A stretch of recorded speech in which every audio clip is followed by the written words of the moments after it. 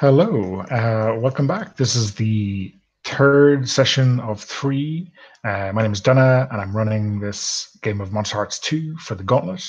We are running the Ballhir playset, which is a very small town in the west of Ireland. This week, we have Aisling has been bumped up from a side character to main character, and our poor Faye has disappeared, ostensibly into the lake, but who knows? He may return in the future. After the calamitous events of the last session, let's do a quick one-scene recap of previously on Monsterhearts, and let's start with Malachi. Okay. So, I imagine the screen going through a series of just quick little clips, right? So there's the scene of me like practicing the song outside of the audition room, and then me failing horribly at the audition, and then Reagan and I agreeing to further our family's fortunes together, and then a conversation with Aoife about maybe having coffee sometime, and then me at the door of the Fannons, with Aisling opening the door, and uh, the two of us in bed where I bite her on the shoulder, and then push further forward and reveal that I'm actually a snake in human form, and then me kissing her on the forehead, telling her to forgive me for what I'm about to do, as I run off to take revenge for my sister's death, and then me jumping on Owen. Okay, let's get a previously on from Owen then. Yeah, I think it has to be that clip of like a bit confused, distraught Owen like storming off from the pub after he caught his mother with the Italian teacher in the pub, and then Reagan like catching his shoulder with the hammer, saying like you have to come to me right now.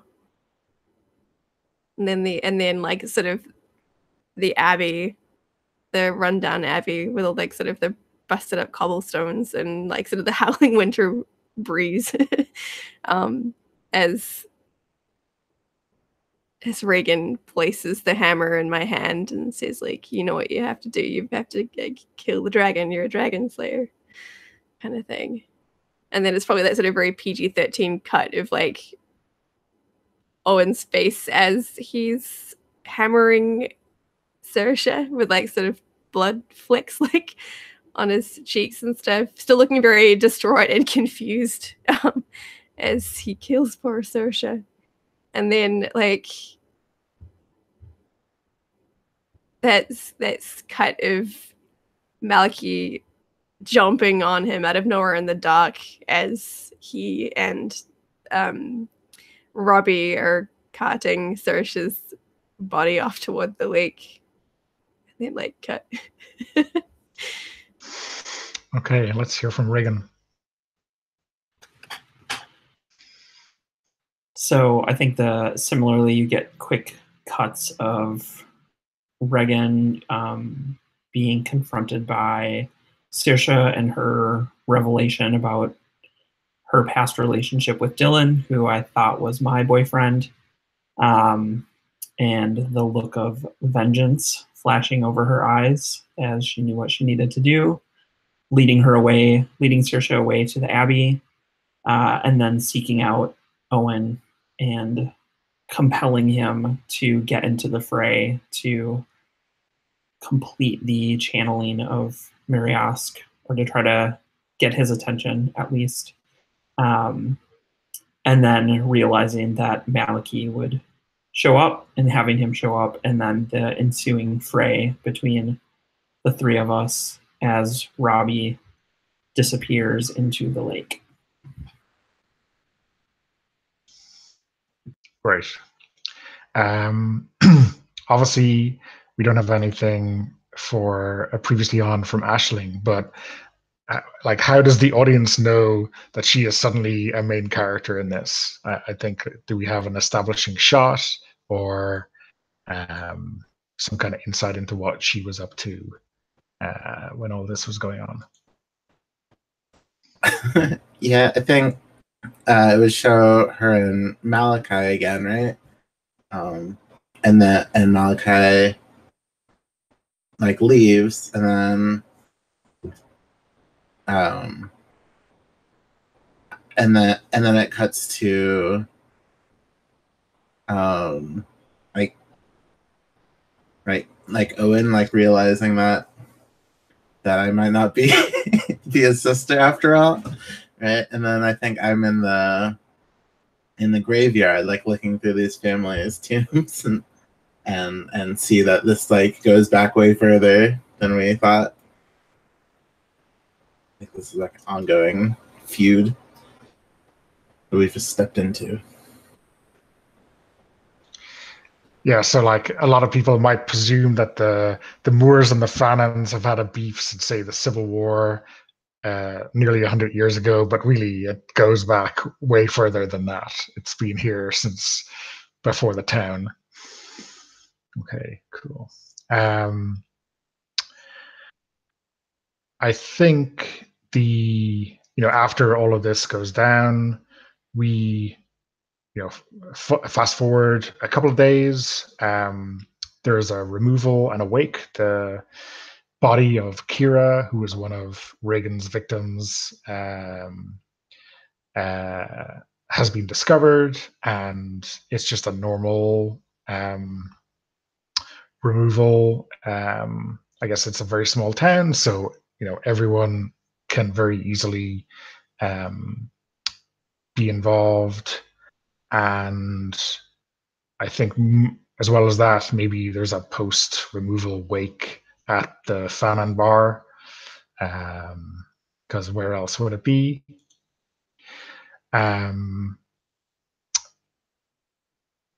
What I am thinking of is the backdrop to every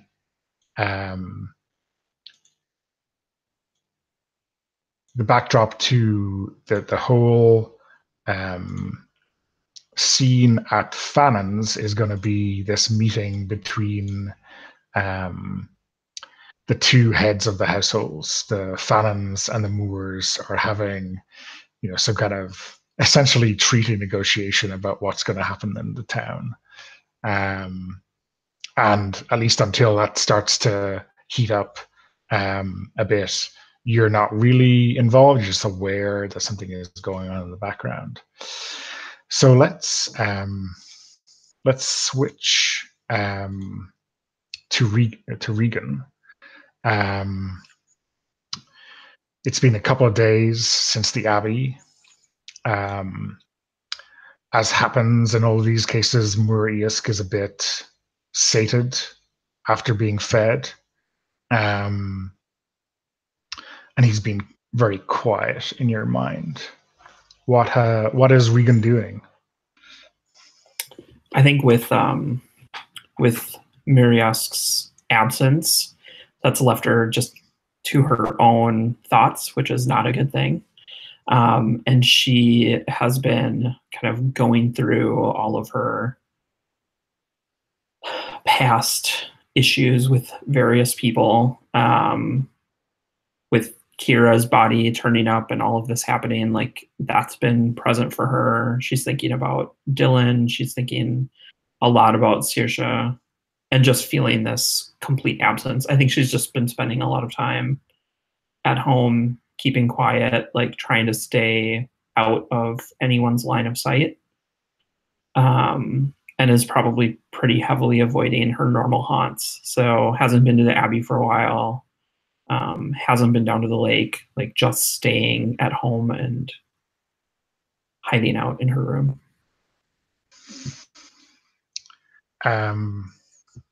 And I think maybe you've been left even more alone than usual. Maybe your dad has had to go away, or he's getting ready for deployment, right? Because he's in the army. Yep. And I guess you're pretty much alone, right? For as long as you want to be. And are you planning to go to the removal or the wake, even to show your face?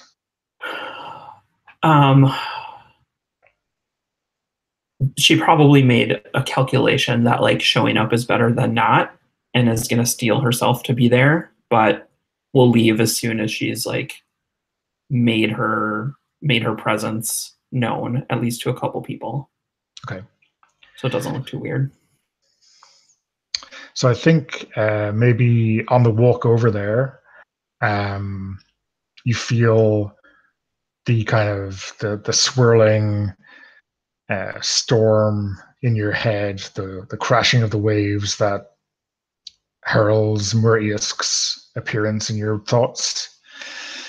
I've been very happy with you, child.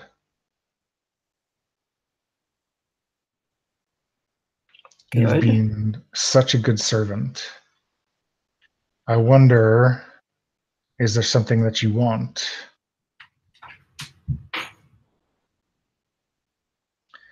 To show my appreciation. I want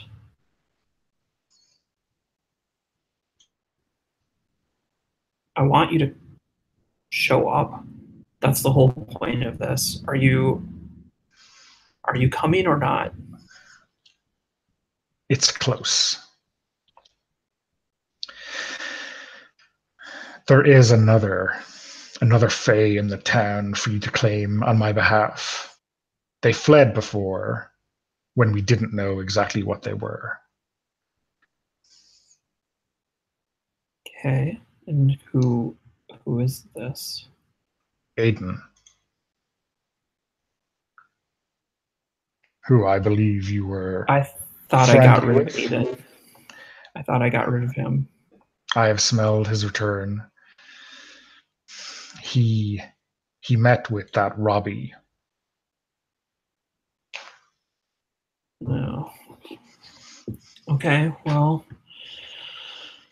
if that's what needs to happen, then that's what will happen. Do you have a timetable around this, or is this just at my convenience?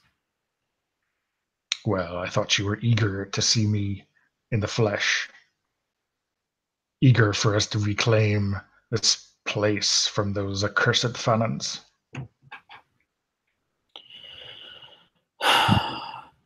Then I will work on it. I think most of the town will be busy with the removal and the wake, and maybe I can lure them down to the lake then. Excellent. What I want to know, Regan, is when Muriask says you're very eager, I think we find out how exactly you got Saoirse into that chair.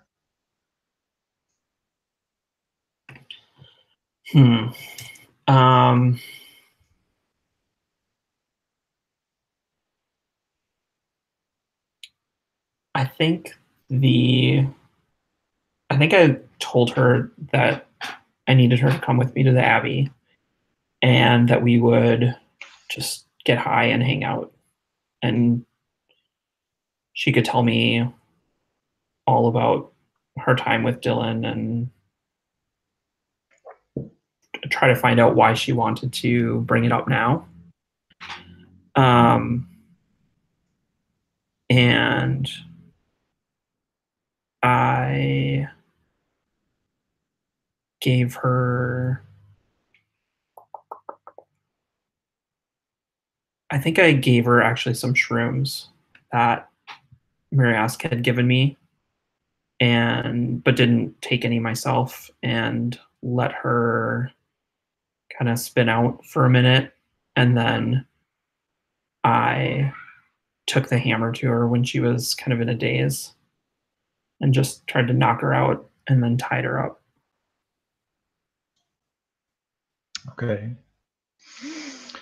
Let's switch across to Aisling. Do you think you are friends with Kira, or I know she was probably, I think we'd said she was probably the smartest, or at least the best student in the class.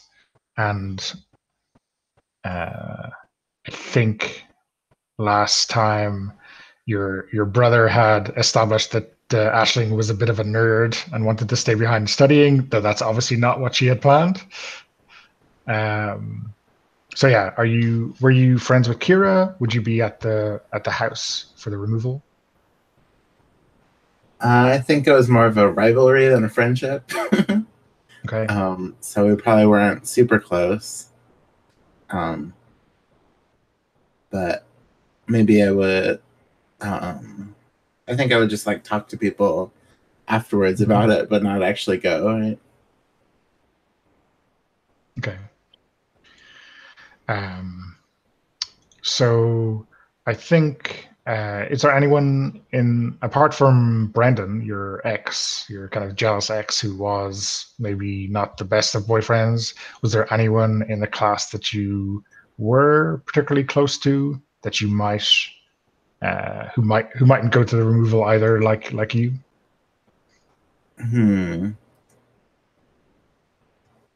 Now I wish we had that class diagram. Oh, okay. I can switch you back.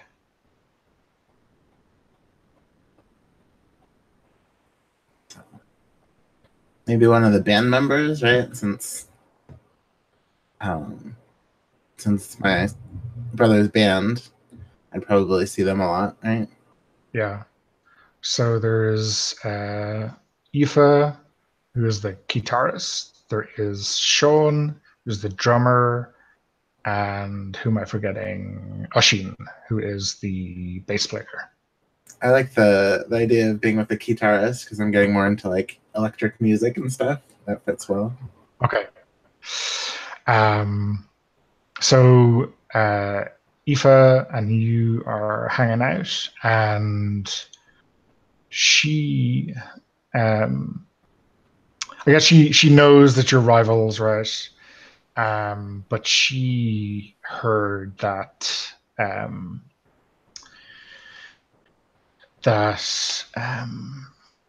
Kira was feeling under a lot of pressure. Maybe not from the rivalry, but just from upcoming exams, and that some people say that she threw herself into the lake because she couldn't take the pressure. Wow. And that she'd been kind of going off the rails a little bit. She'd been like smoking weed. Maybe some shrooms. Maybe some shrooms, yeah. So who knows what she was thinking, if, or was it just a tragic accident? She went there, the ice was too thin, and it broke under her. No one really knows. I guess if you know about shrooms, does that mean you know who the dealer is?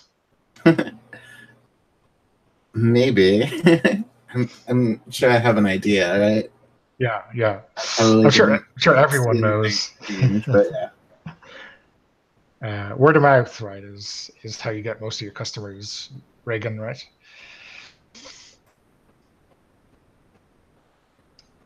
So, yeah, it might be interesting to find out,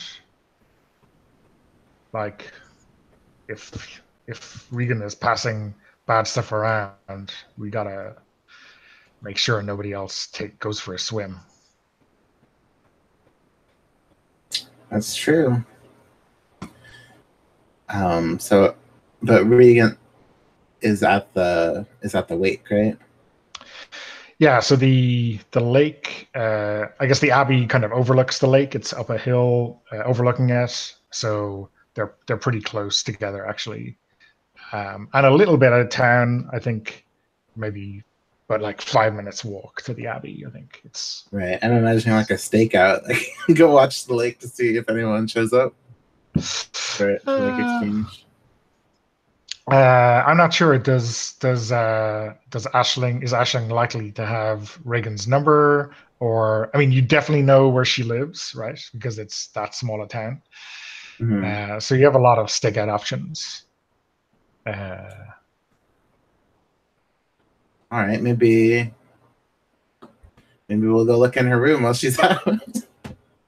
I can't go bed late. Nope.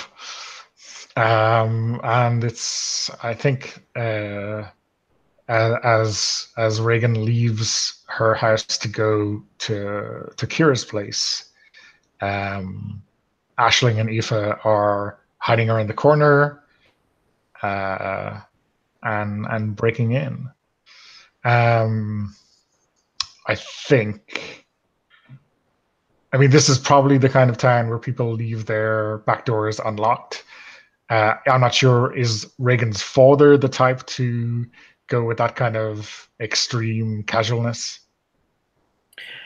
He's not, but I think as I was leaving to go to the wake, I probably left the door unlocked just because what would be the problem? Yeah. Okay. So I kind of imagine that you there's one class of people your age. You have probably all had play dates or whatever in each other's houses. You probably know where everyone's bedroom is. It's not a big secret or anything like that. Does that sound fair? Yeah.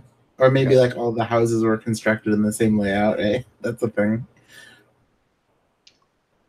Yeah, sure. Except for ours. Yeah. So if you go straight to Reagan's bedroom, what does Ashling see there, Reagan? Describe your bedroom for us.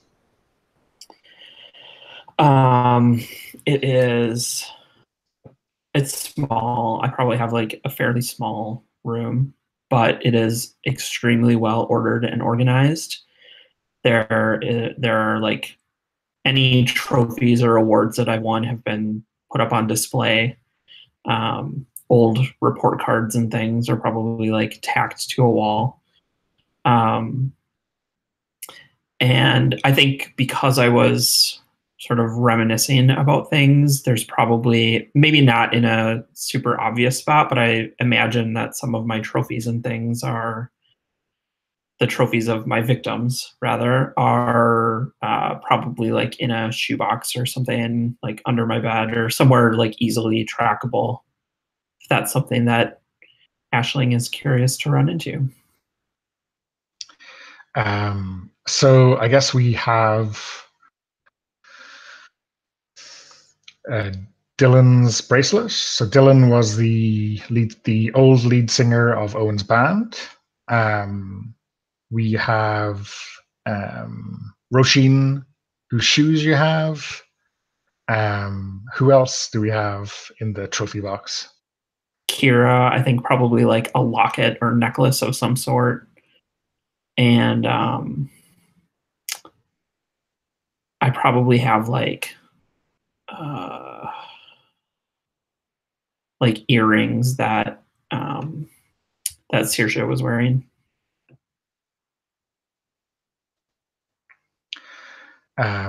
So Ashling, which of these things do you know these people had with them when they died? I mean the shoes, I'm sure. Right, Roisin's shoes. And the locket. The bracelet could be anything, right? Yeah. I don't think people would just give up their shoes and locket. Okay, I'm also interested. You had plans to like move your family fortunes forward, right? Is there any like physical evidence of that? I don't think so. I think I would keep most of the stuff with Miriask like separate and out of my room, other than this little box of things. So Reagan is under the impression, or like under the auspices, that things are moving forward now, given Owen's little attack. So I do feel like things are moving forward between the families. Like that is how she is interpreting that situation.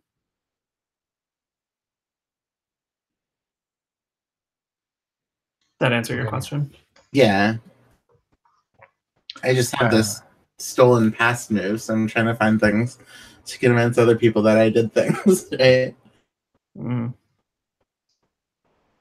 So something to like redeem myself to the family. So what was? Yeah, if there's something that you want to invent that would help you like trigger that move, I'm all in favor of that. All right. Whatever you think would be cool. Yeah, I'm not sure how it would work. Yeah. Sorry? I was just saying, will we come back around to you and you can have a thought on that? All right. Okay. The thing I'm wondering is, we know what your relationship with Kira was. What about Roshin? What was Ashling's relationship with her like? That was back to the first session, right? Yeah. I don't think you had any scenes with each other really as NPCs, so we have a blank slate for that. She was a good singer, and Owen had offered her the job of lead singer without an audition, but she turned him down.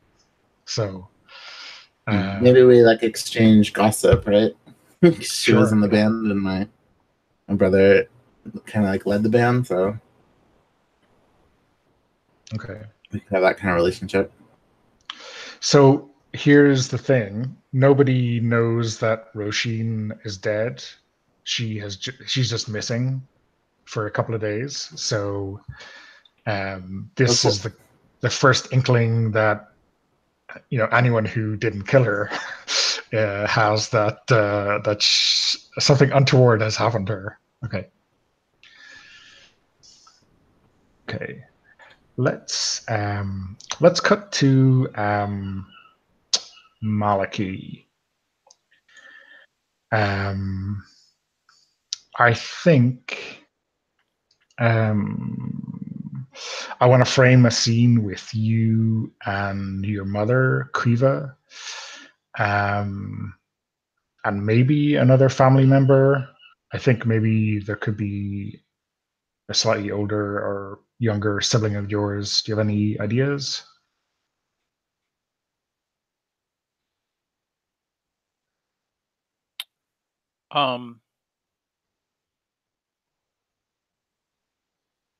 Sure. How about a college age brother who's come back for the wake? Okay. I know we have like a very Irish names for women, and we seem to have kind of biblical names for the men. Do we think something like Elijah or something like that for your eldest brother? Elijah sounds great. Okay. So yeah, ye I think are in the work shed, which is like something that was built a long time ago and it's not wired, it's not plumbed, it's just, a shed at the back of the house. There's an old work table there, and Saoirse's body is lying on it, and your mother is cleaning it.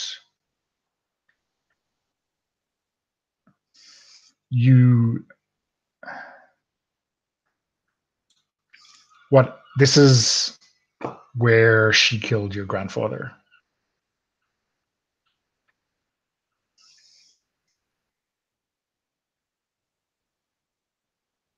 Sorry, I'm just taking all that in. That's okay. Is it just me and her, or is Elijah here too? Elijah's here too. What I think last time we had established that there's a very kind of particular cleanup when any of you die, in order to hide the evidence. What happens at this stage after someone's died?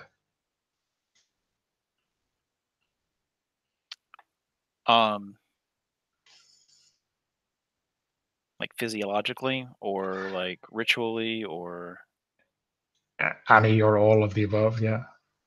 I guess what are the serpentine funeral rites? Right. So we have something before, like we do something publicly. Is that what you're saying? I'm not sure. I mean, yeah. Is there like a ritual consumption of the body? Is it like a votive burning to Muriask or something like that? What's this kind of really important ritual that you do as a family after one of your number dies?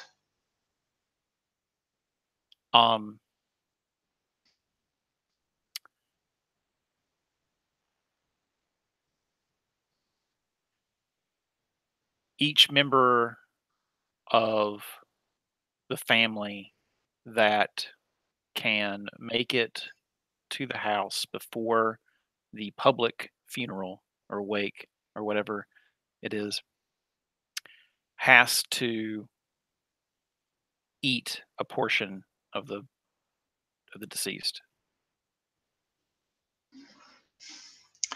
Is this like if there's 3 of you there, you each eat? Is it like a representative sample, or is it like you each eat a third of it? Oh gosh, no. Okay. No, it's just a sample. Okay. Yeah. But there's, I'm not going to describe the hierarchy, but there's a hierarchy of body parts, and so what your station is defines on what you eat. Okay. Yeah. And if so and so is missing, then you move up a spot, and therefore you get something else, and yeah. Ugh. So that happens. So I think Kriva has this. It's like a fish knife for gutting big fish off a trawler or something like that, and she uses that to take the pieces that will be consumed. And she doesn't say anything. And, I think you all have, what part to play in this ritual. Nothing needs to be said. But I'm wondering, during the course of this ritual, what is it that you think is more important to her? Is it vengeance for her murdered daughter, or regaining the family's lost power?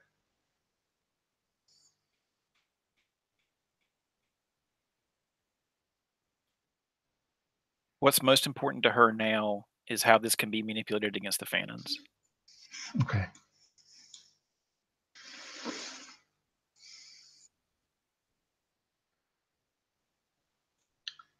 And how does that make you feel? This entire process makes me want to puke. Okay. Everything about it makes me want to puke. And but at the same time, I know it's weird, like, to say it out loud, but I know that my sister would do the same for me. So I don't. Like, I keep it down. Like, I make sure that the ritual isn't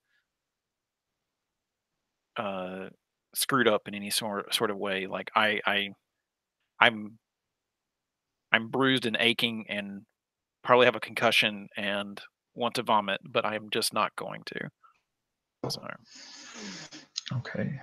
unless I fail my keep my cool roll or something like that. Yeah, that's a possibility. That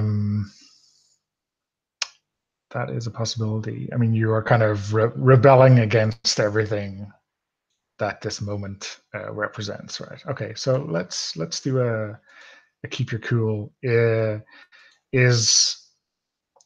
you just afraid of kind of messing this up in your mother's eyes and losing status, or are you like afraid of disrespecting your sister, or what is it that you are most afraid of? I'm afraid of both of those. But I think I'm most afraid of what my mom will do to me if I screw this up. So, do you want me to roll? Yeah, let's roll plus code. Okay.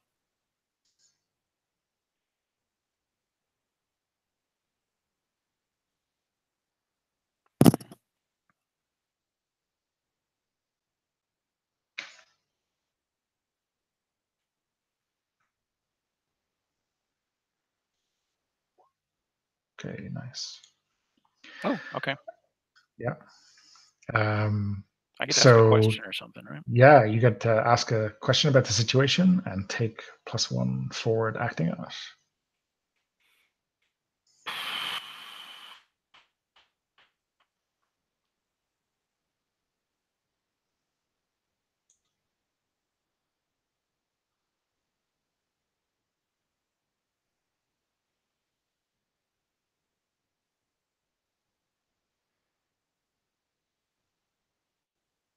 What are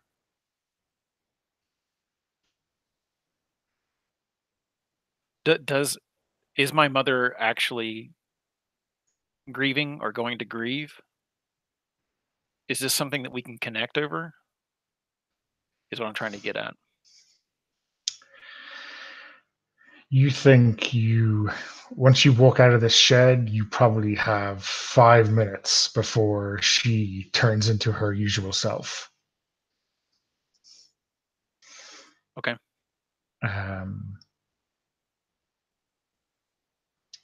She is, and that's probably she has finished grieving, and that ritual is the full stop at the end of that.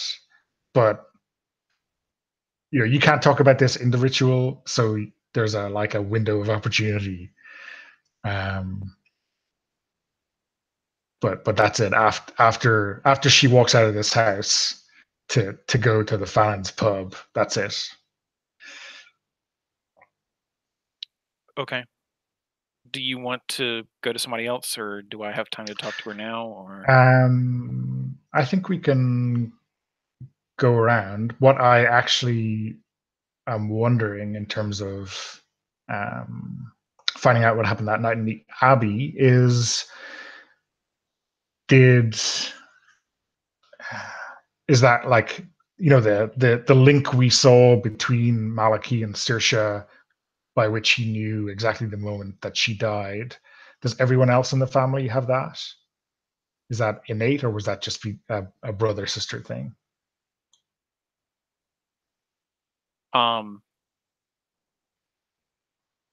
So our house and our family is filled with rites and rituals and arcane things. And Saoirse and I had found one that linked siblings together. And I don't know if, like, I'll leave it up to you as to whether or not that was forbidden or encouraged or what. But now it's revealed that like we were connected that way. And it may have ramifications as well. Like I may never feel whole again or something like that. But like we did something in secret on our own that connected us. Okay. So then the question is, if there had been that link between Saoirse and Cueva, your mother might have showed up at the Abbey shortly after you, but I don't think she did then. What did you say to her? How did you break that news to her that Saoirse had died?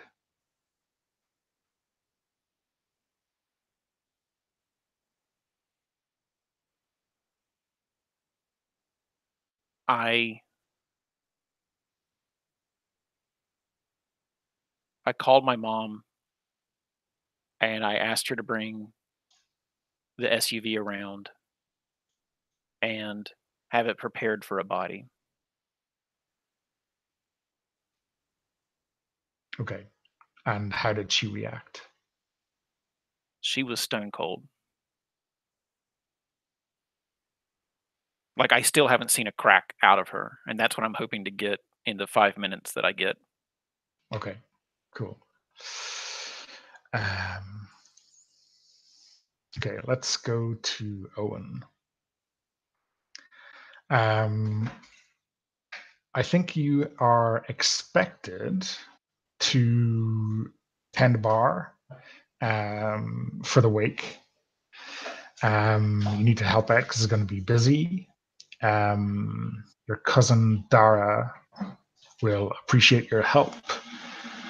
Do you do what's expected, or do you find some good reason or bad reason to skive off? Ooh. He's definitely gonna skive off. I think like he's just like, pretty preoccupied with what's going on in his life right now, and there's a couple of people he needs to track down and have words with. So what excuse did he give? Also, P.S. It's so unfair that that he has to do this when but Aisling gets out of helping out at the bar. Like, what the fuck is that? So oh yeah, he probably says he can't help out because he has band practice. And they're in desperate need of a lead singer. So look, he gets that it's a rough time right now, but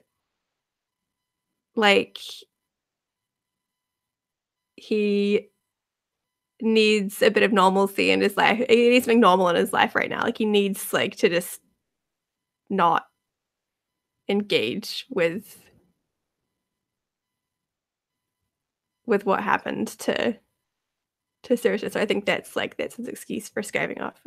It's band practice. That's your excuse to maybe your mom. What are you saying? Anything to Dara or? I guess is this did mom come to me and say oh, Dara needs you to tend bar, this is you need to go do this? Yeah, maybe. I mean, she's in charge of this whole extended family. She's the figure, or not figurehead, might be a bit underselling her role, but she's in charge. Yeah, then it's probably the excuse he gave his mum.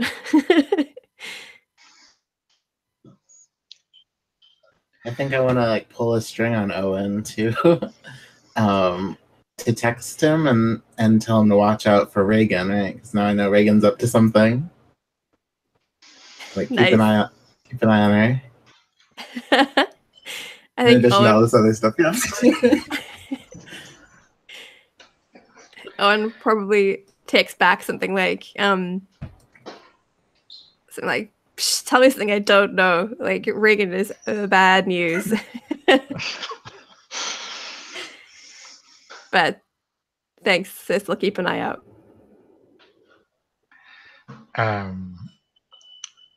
Yeah, I'm not sure how lucky you are going to get in getting the band together. Spot, right? I should clarify. Where are you actually going when you say you're fixing up the band for a practice? Oh yeah, sure. Yeah, because he totally isn't going to have band practice, but that's just the reason he gives. I think he does want to go hunt out Reagan, because he didn't have any closure on what happened that night, and Reagan was like the person who instigated all of it. So, So-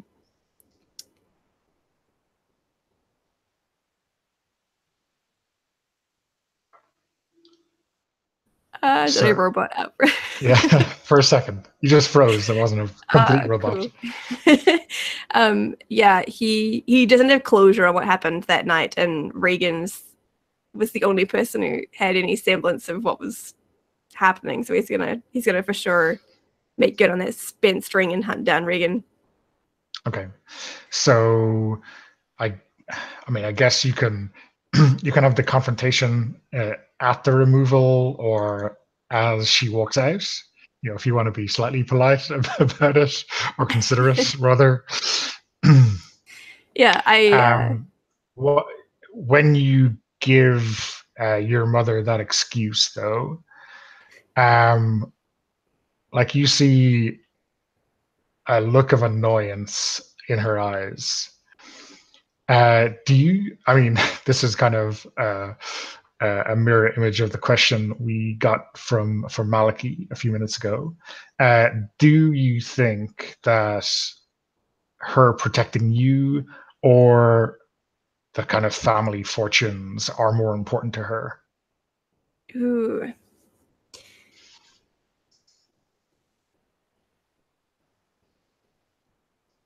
Yeah. Yeah, I think they are. I think in the way that she's been behaving, like this past short while, I get the feeling that keeping a good family appearance and a like good foothold in this town and not losing face is more important to her than like us as people. Okay. So let me before we fast forward to you showing up to confront Kira, let's go back around to Aisling in Regan's bedroom. Did you have some ideas for that constructed past, or some other thing you wanted to play out in this scene? I think I can leave. Now I have evidence. I think I'm going to pretend to be like watching one of these murders, tell everyone how it happened. Okay, yeah. Cool. Who you I mean, I guess you've got Aoife there with you, right? So you can spin that tale to her.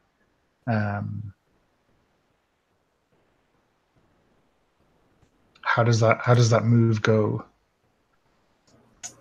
I think I can just use it with player characters because it says create a string with the owner. I guess I could do that with an NPC. So we each get a string on each other. Oh, it's the owner of the past I stole. So the character who did see it, I exchange a string with them. Yeah. Very awesome.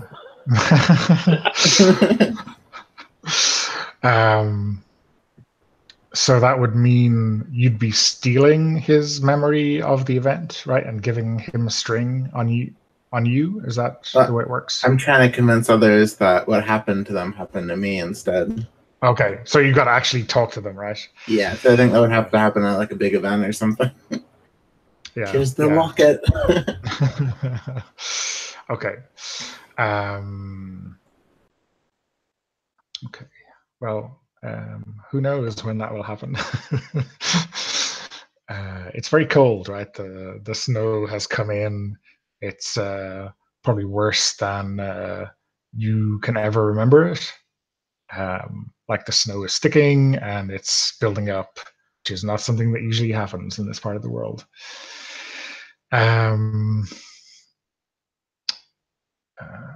Yeah. Are you leaving everything kind of in that trophy box? Or are you taking anything with you?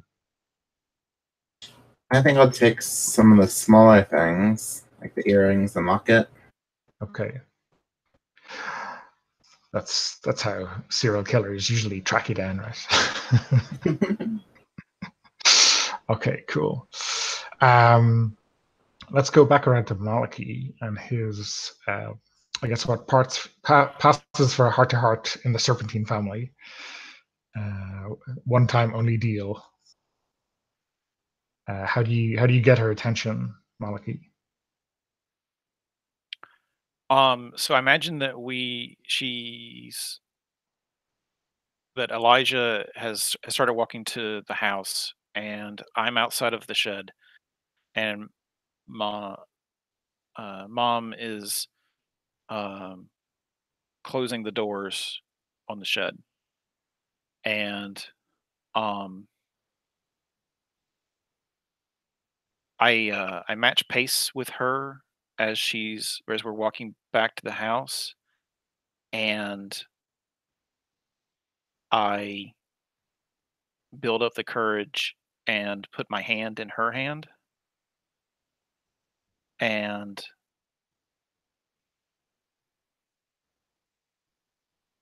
ask her, "Mom, are you okay?"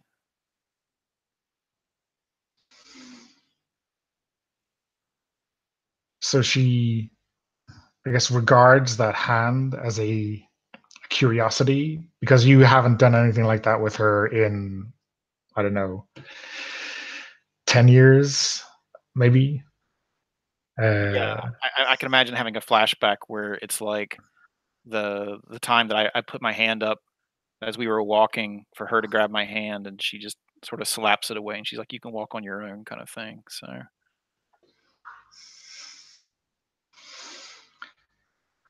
So she takes a deep breath and looks at it like it is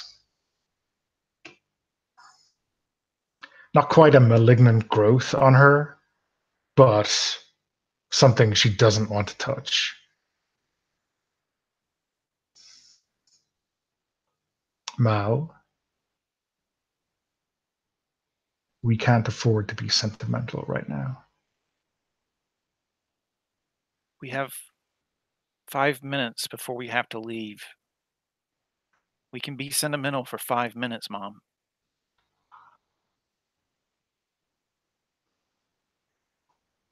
Are you okay?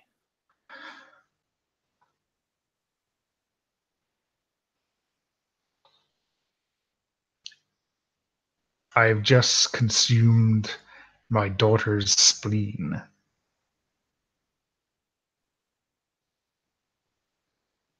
That's what our family does. But what? It's the most bitter thing I've ever tasted.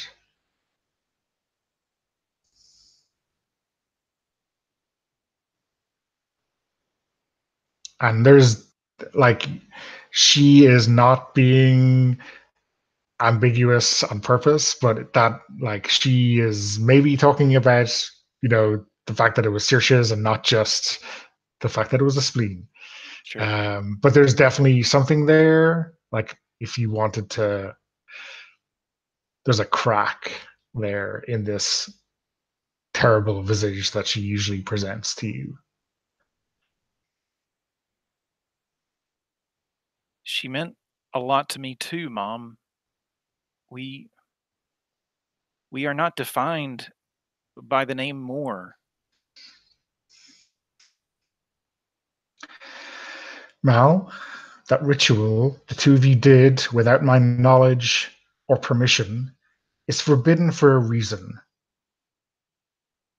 It hides our true strength because it makes us too close to people. Being close to her. We cannot afford that.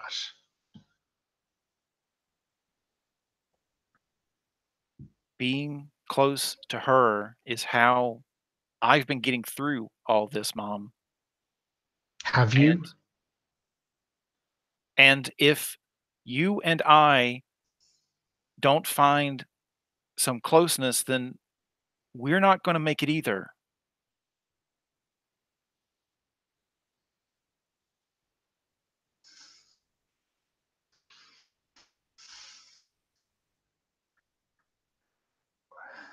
When we are victorious over the Fanons, I will show you how I killed your grandfather.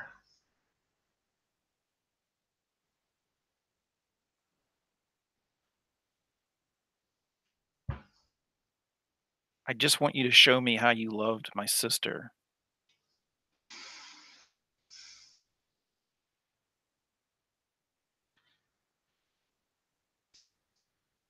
Mao. And she looks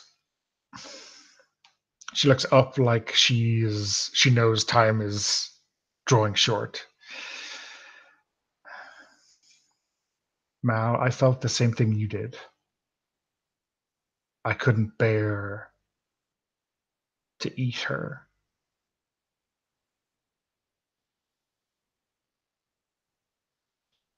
But I did it for you and Elijah because I have to be strong.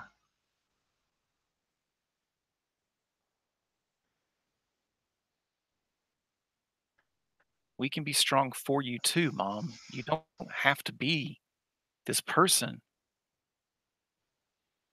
We can be a family.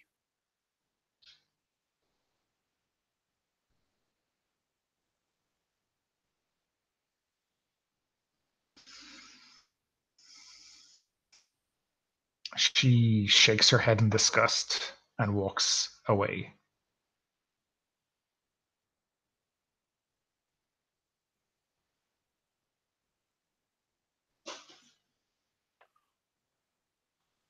I don't think I have any moves I can use against her. I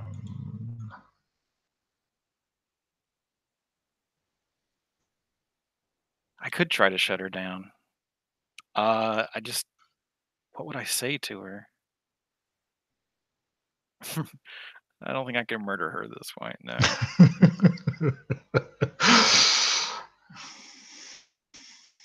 I'll prove I love you. Let me murder you. That's the serpentine way. All right, I'm going to do one last thing. I'm going to run up from behind and hug her.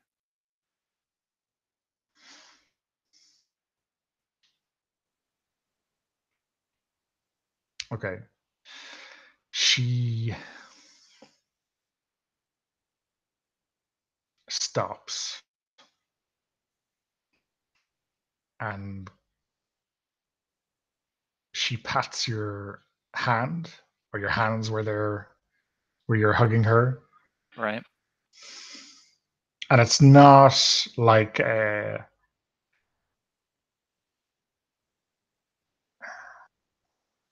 it's like a meaningful pat. You know, it's like almost there.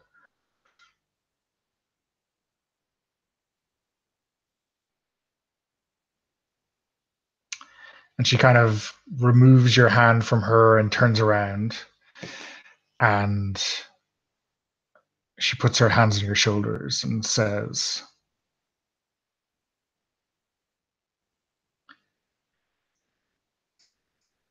"Tonight,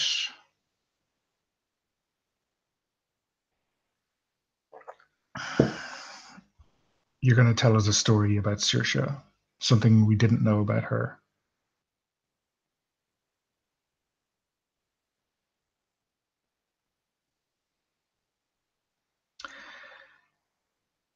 And when all of this quietens down, I'll let you murder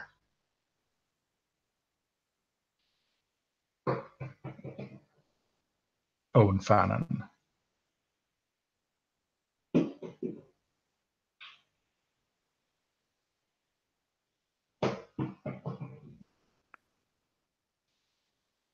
I nod, and I let her go.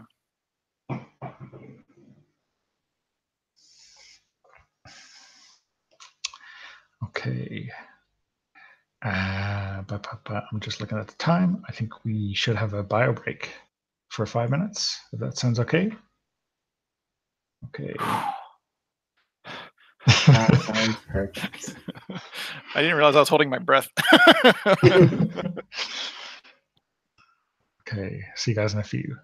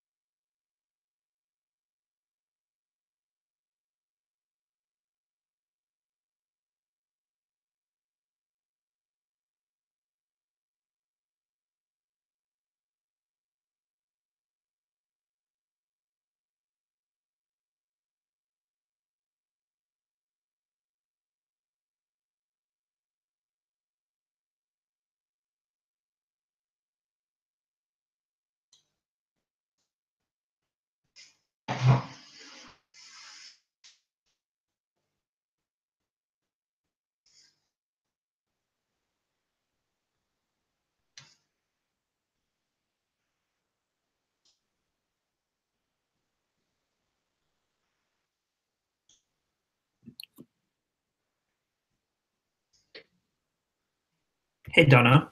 Yep. Do you have something in mind for a confrontation at the wake at all? Is there something you wanted to have happen there? Nothing for me. I think we need to get you guys together, right? I think in terms of a confrontation between the two sides of this fight. Because what I sort of want to have happen now that my room has been invaded and my stuff taken is I feel like it's important for me to like find that out, and then I kind of want to have Owen confront me there while I'm in a messed up state. Okay, so are you into that? Yeah, I think if you'd left to go to, I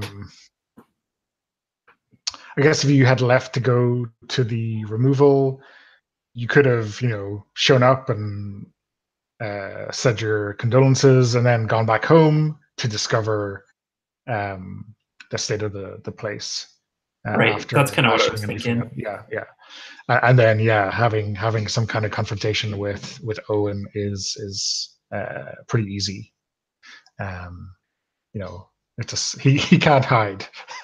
Right. I'm into that if you feel good about that, because I feel like I want to resolve the fact that my stuff is gone, and I feel like that would throw Reagan for a loop, which I think could make for an interesting confrontation with Owen. Yeah, and you had said that you were only going to show your face, so it makes a lot of sense that you would discover the invasion if you go back home. So that's cool. Totally cool with me. I have a couple of questions, Donna, when you get a second. Yeah, go ahead. What's an Irish wake like? So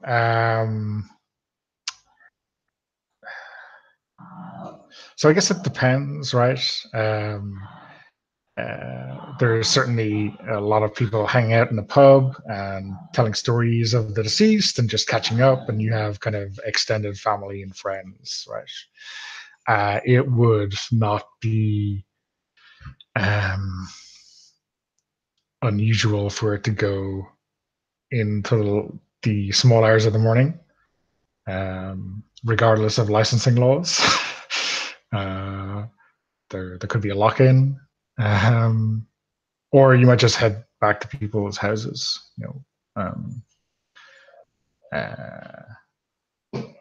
Okay, yeah, I've never been to a wake. I've never been to a wake, I don't think. Yeah. So I wanted to. The other question is, do you want me as a player, or am I actually going to be telling that story about Saoirse? Do I need to come up with that? Or is that just like it'll happen? Yeah, I don't think you need to. We need to have that as a scene. I think it's much more important that you get this kind of connection with Kriva. So okay, yeah, I just wanted to make sure. Like, if we were going to do that scene, I was going to like start working on a story. So yeah, right. Cool. But yeah, so that's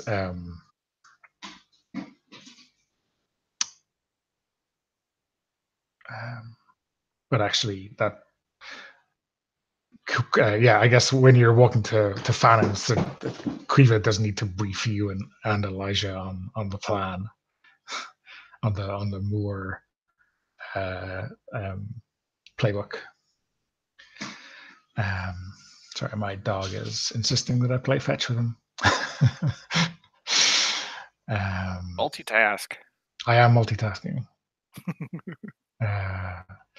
Okay, so yeah. So let's just, I guess, place everyone.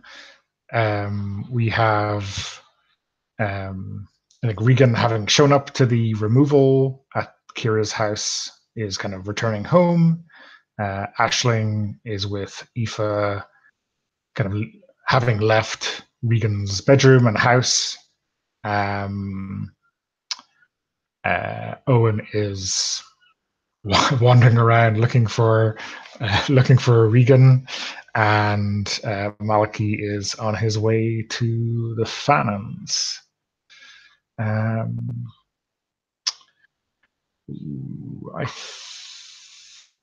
think it might be. I'm inclined to cut to the chase, but I think we need to see Regan discover the mess. Well, maybe not the mess. That her trophy box at the very least has been disturbed. Is Aisling just making herself scarce with Aoife, or are you hanging around to kind of see the repercussions, or what's the plan? I kind of want to talk to Malachi because we never really resolved that. Yeah, sure. Okay. Maybe we'll all go to the Fannons. Like, I'll invite Malachi too. Yeah, maybe you've got a call from your cousin Dara to say your brother is an asshole and isn't covering the shift that your mom told me he would. So, could you do me a favor and stick around for a while? So you have an excuse at least to be going back to the Fannons, the pub. Well, I meant the house, but okay, sorry. Go back to the pub too. Yeah, sorry. The pub is where the meeting is going to go down. It's going to go down in the function room that's upstairs. I'm not sure how. If either house, like the house that people live in, would be an acceptable neutral venue, and I guess that's true. Yeah. Okay, let's go with Regan, and then we'll go to the Aisling Malachi meetup, and then we can go for the big confrontation. Okay. Cool. So I've been to the wake for just a couple minutes, and I get back home, and Ashley, did you destroy my room going through stuff, or were you just hunting around? I don't think I destroyed it, and it was probably easy to put things back because you kept it so orderly, right? Right. Did you did you leave the box sitting out or something? Did you want it to get discovered, I guess, is my question. I don't think so, but you might notice some things are a little out of place, right? Yeah. I think I get into the room and I instantly see that the box where I keep my trophies is 2 millimeters off where it should have been. And my door is left ajar when I always keep it closed. So I immediately go to that trophy box and I see that stuff's gone. And I think my natural response is just to I think I just who did this? Who did this? Who did this? Who did this? Who did this? Who can tell me? I ask. I need something. So, Aisling, what is something of yours that you usually keep with you at all times, but which for some reason you don't have on you right now?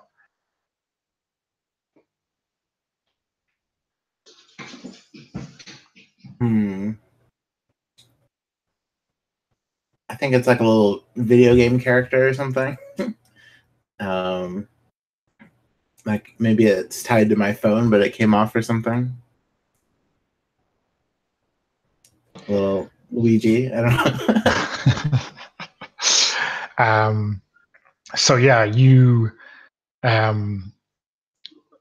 So I think this is strings attached, giving Muriusk a 5th string on you, which pushes you into your darkest self. Do you want to? I'll just describe what happens first, and then you can read out what your darkest self is, because it is the worst or the coolest. I'm not sure which. Your kind of hand is maybe reached out in your supplication to Muriisk, and in it appears this tiny little Luigi, previously attached to a certain Ashling's phone. You recognize it instantly. She always has that stupid thing on her desk at school or whatever.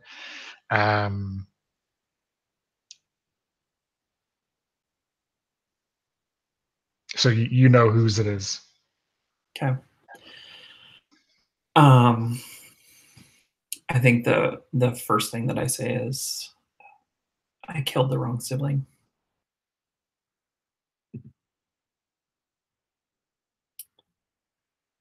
So my darkest self is, you find yourself shivering, needy, and alone. The dark power will make some daunting, open-ended demands. Every demand fulfilled brings you closer to feeling whole again and removes one of the dark power's strings on you. You escape your darkest self when the dark power is out of strings, or you make a bargain with an even more dangerous entity. Yay. Okay. So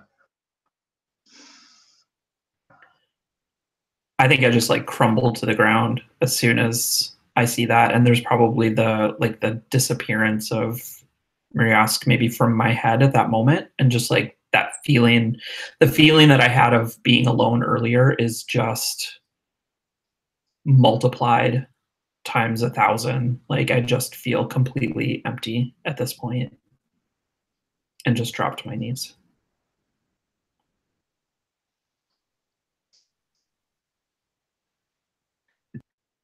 So that ebb of the tide as he leaves you lasts for a moment only, but it seems like forever. But then he's back, and this tide is cruel, but you know it's got the power behind it to take you where you want to go.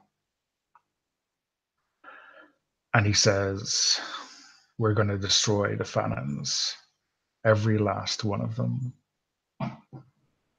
But first, we need to get inside their heads, because they're going to destroy themselves.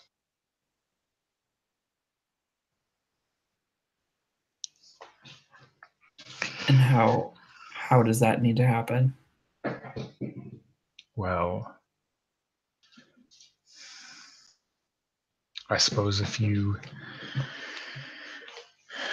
were in a position to get very close to one of them,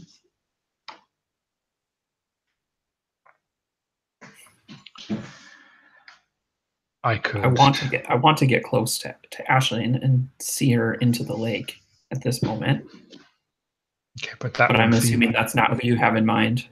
Well, I mean, I would love that, but that's not what I need. I need that Fey child. But in the meantime, any one of them, lie with them. Have them give themselves to you, and I will be able to start pulling their strings.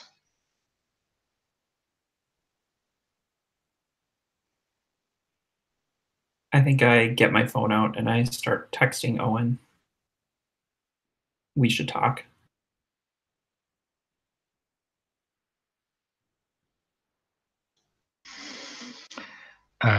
Let's leave that text in the extremely poor mobile network of the west of Ireland for a few minutes. And let's go to Aisling and Malachi.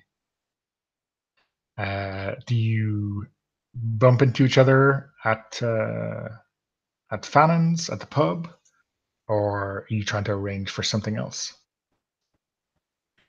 I imagine we bumped into each other like outside the pub because we were both not there originally, right? Yeah.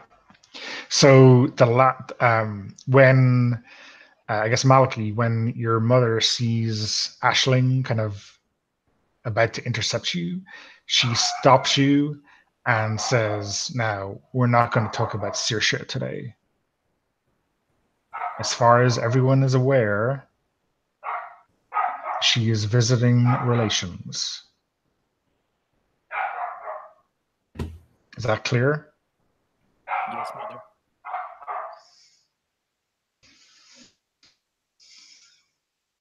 Okay. So she kind of breezes past Aisling and goes in, and I think she heads upstairs to that function room, and Elijah kind of sits at the bar and orders a pint from your cousin Dara, and then the two of you are out in the footpath to your own devices. How are you doing? A little confused. What the heck was that? You're like a snake?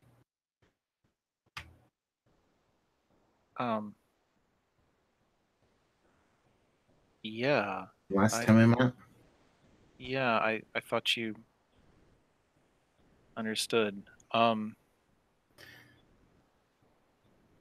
Yeah, that's who I am. That's who my family is.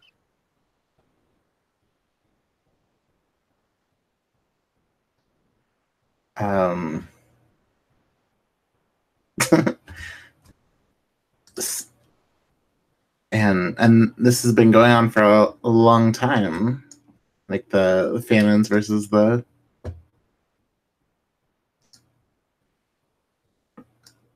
I mean, Remorse. yeah, I mean, I don't sit around the fire reading stories of us attacking each other, but I've heard tale that we've been fighting for a long time. This is kind of a Romeo and Juliet situation here, right? For falling in love and our families hate each other. I didn't read that one. Yeah, I mean, it sounds like it. They both died in the end, so it's not it's not looking good. And so I go up and like I reach for your hand. Do you let me take it? Sure, yeah. I don't I'll have take your hand. I don't have the answers, Aisling. I just know that I care about you.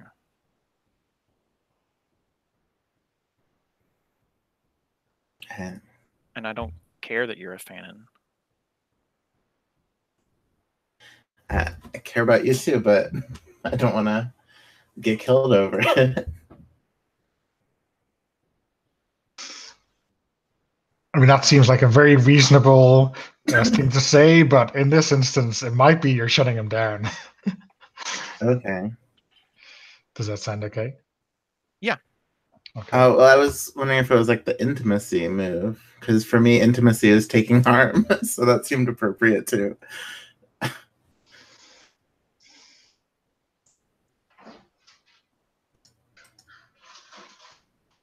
Back and roll shutdown. So that's cool.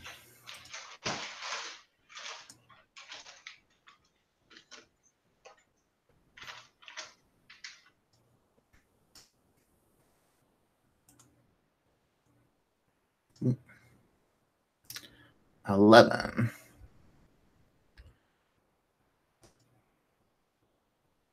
So let me just check that. So when you shut someone down on a 10 plus, you choose from one from below. I don't have any strings on you.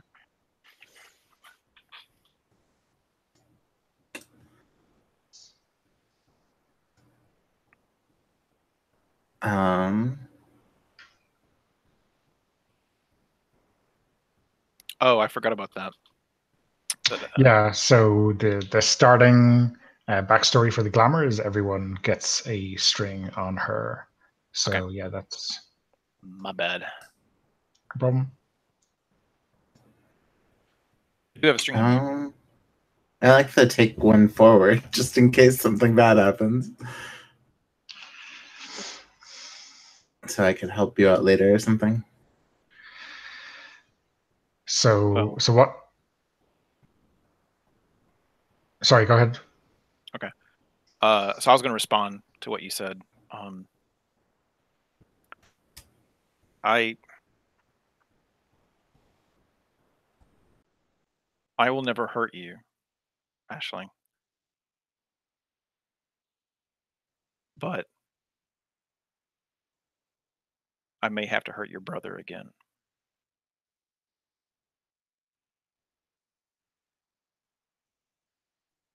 I think I will hurt your brother again. Why do you say that?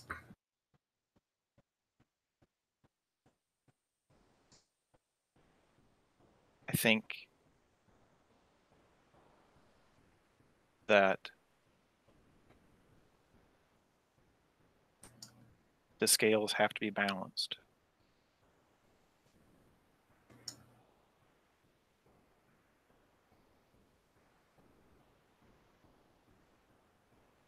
I think he deserves it. And there was no one in the world that was closer to Saoirse than me. And it's by my right to do it.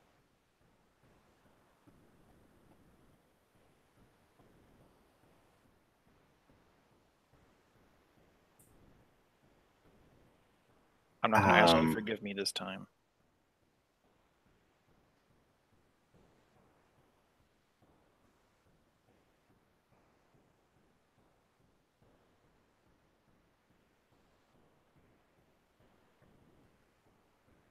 Well, I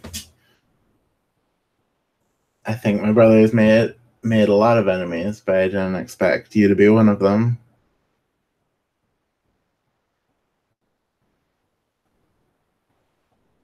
It happened just like I saw, just like the way I told you.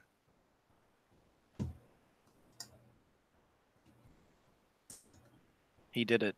I know he did. I don't know why. But the why doesn't matter.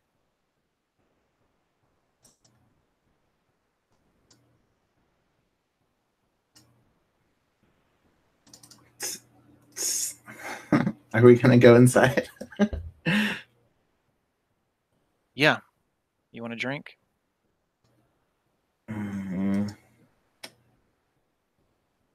A drink sounds perfect. Okay.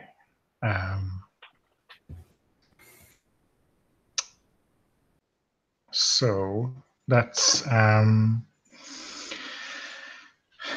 let's see what happens when Owen gets Regan's text, and maybe if we want that confrontation, let's go for it.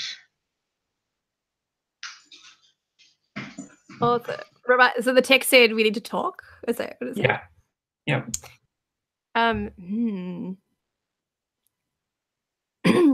Interesting. Yeah, I think Owen probably takes back like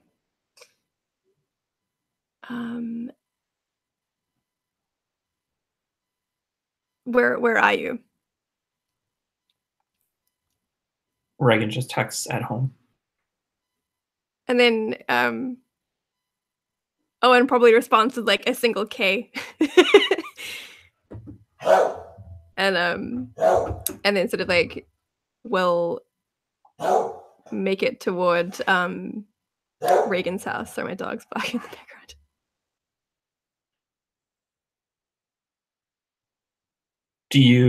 How do you show up at my house?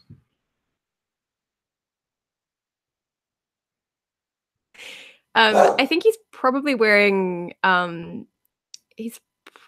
black jacket and like black, like a somewhat nice black t-shirt and black. Like he's sort of wearing like sort of black for the wig. And he probably looks quite tired and pale. And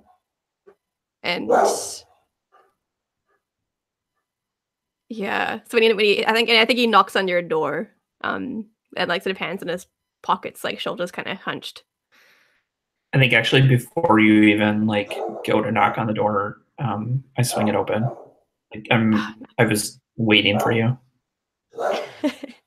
Do you want to come in? I think Owen eyes you up and he says, "Yeah, let's go inside."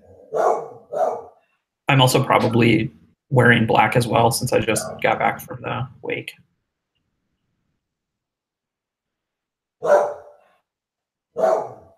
So I know we didn't really get a chance to talk about what happened. And I know it's really messed up. And I'm sorry about that. But I don't know. I'm sorry. I guess I'm just sorry. And I think like as Reagan is apologizing, like each time she says sorry, you just see his jaw like tense and he becomes like, you can see that he's sort of trying to hold himself together from just like unleashing all of the guilt dark thoughts that have been going through his head since what he did to Saoirse. And he bites his lip and then says like, "You're sorry?" Damn right you should be sorry.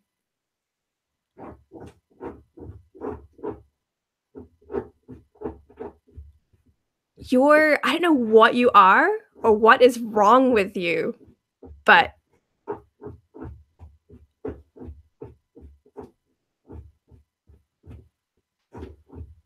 I don't know how you maybe do things. That wasn't me.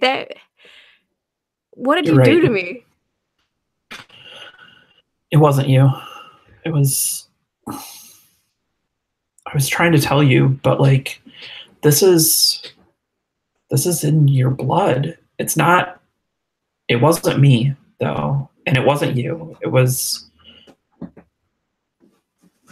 your ancestors, your history, your lineage. I don't know. But I want you to know that like we're both under the sway of things beyond our control. And I'm sorry for that. I know what you're going through. Bullshit, you know what I'm going through. Saoirse was my best friend. It sure didn't look like that the night you tied her up in a fucking chair in the Abbey and put that goddamn hammer in my hand. What would you do if you found Reagan. What would you do if you found out that the person you cared about most in the world was a monster? I don't know. You're right. I'm a terrible person, and I'm sorry. There's something wrong with you, Reagan.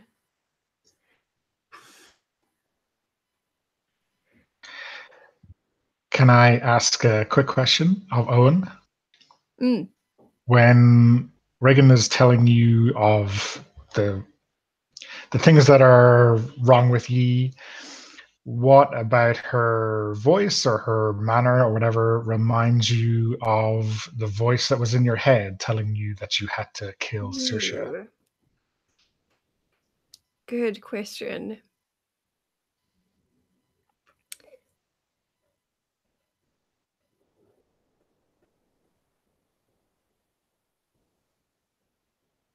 It's really hard to put his finger on it, but it has this kind of ethereal quality to it. Like, you wouldn't notice it if you weren't paying attention.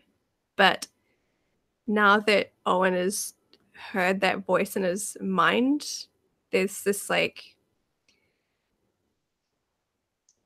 this sort of smoky, breathy edge to like her voice that is so reminiscent of the dark, whispery commands that were issued to me that night. Okay. And Reagan, when you're describing that your best only friend was a monster, what loving memory of Saoirse can't you push out of your mind?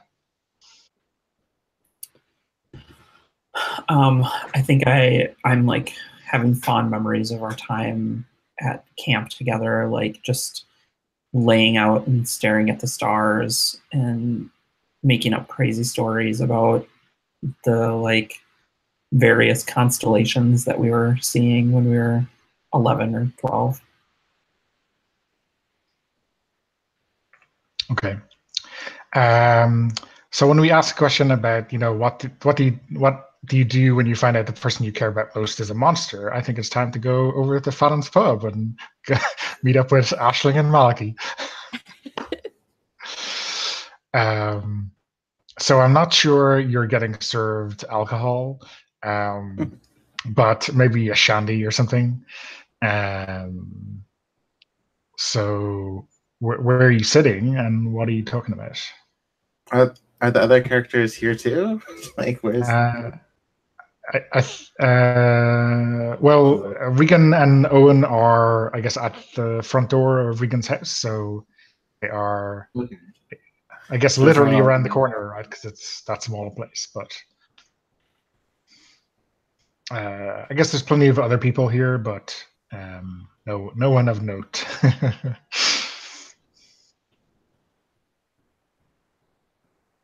I have a move where I can extend the illusion of normalcy to those around you. So I kind of want to do that. Like, there's so much drama going on. I just want everything to be normal again. So I think I'll get the guitarist and like start playing. Maybe pull out my laptop and play some music.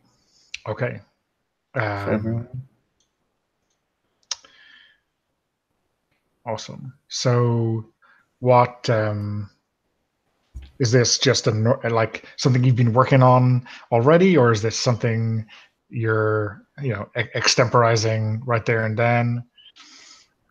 I think I have some songs that I'm just like mashing together. Right? Like maybe we can have a callback to the mixtape. Right? Yeah.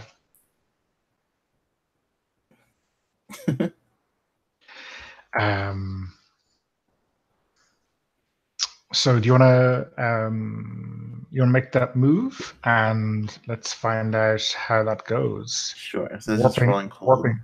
Yeah, just cold. And then I get a +1 from the +1 forward. Yeah. 10. Nice. So what's the result? An outsider will perceive everything to be normal, even if the scene is extreme. So we're not going to disturb any of the other family. So you're caught in this kind of musical fantasy, which doesn't seem strange at all to everyone. I mean, I think it's just the electronica and guitar that makes this a strange beginning to an Irish wake. Otherwise, music would be totally fine. But everyone is a fan of guitars, apparently, all of a sudden. It's probably like an electronic version of like the traditional music. Eh? Yeah. So what's Malachy thinking and doing while this is going on?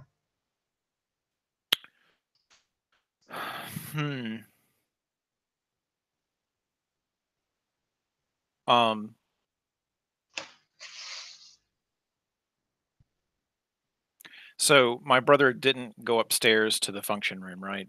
He stayed downstairs. Yeah, he's just sitting at the bar. He's enjoying his pint of Guinness. I try to convince him to get me a beer. Sure. So I think he and Dara may have been classmates, or at least been in the same class. What What's Elijah like? I mean, is he an easy guy to get along with? Is he a bit of a hard case? What's his deal?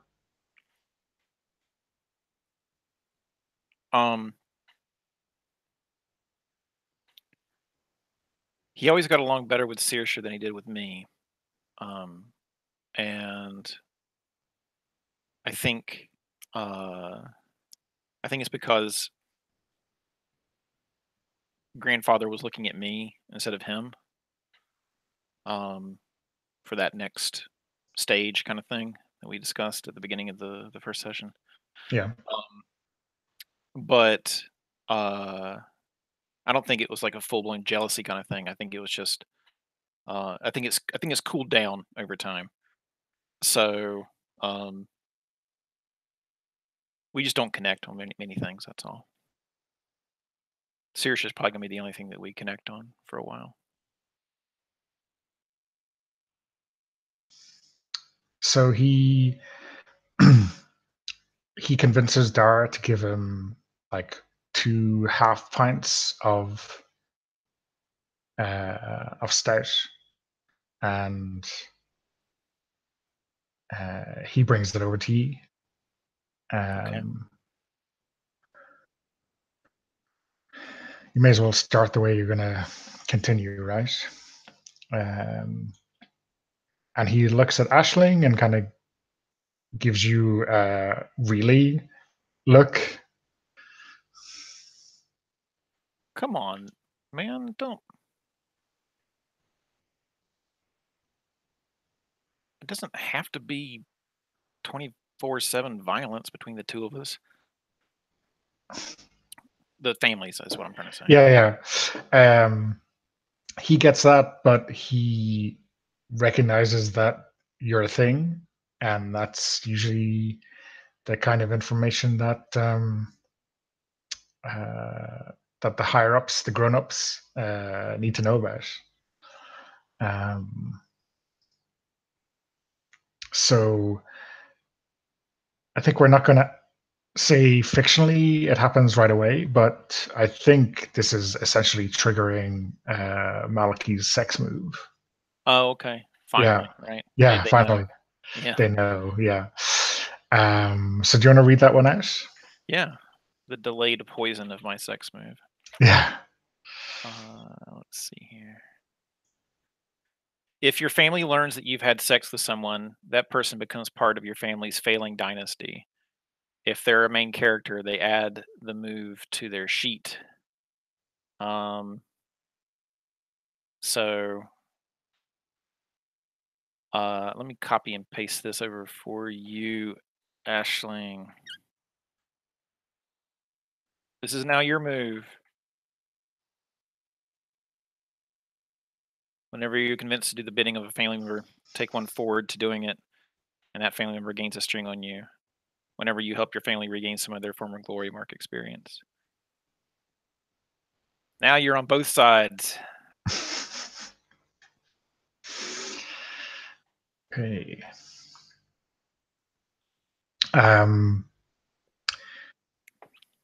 For Aisling, is the purpose of this music? Are you like trying to impress people? Or are you just trying to relax and pass the time? What's the? Yeah, I just don't think we should be arguing at a wake, right? It seems like a bad place to pick up old fights.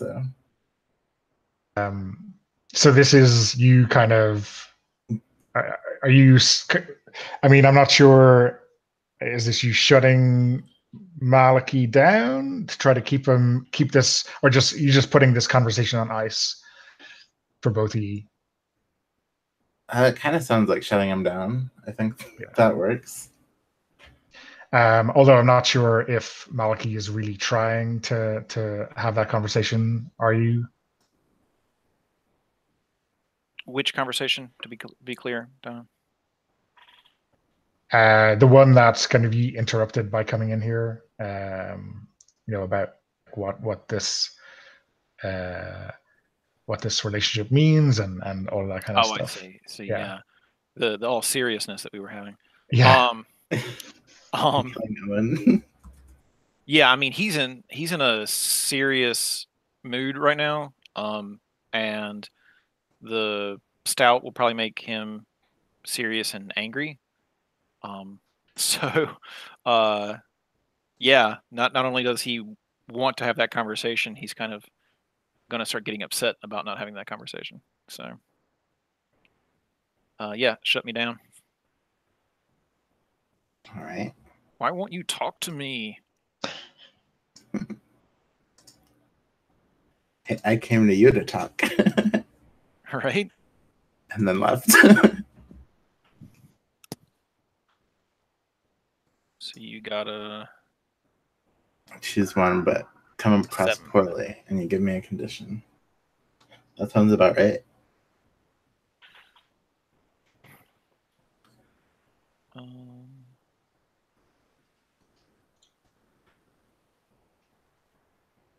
I think I'll choose that you lose a string on me.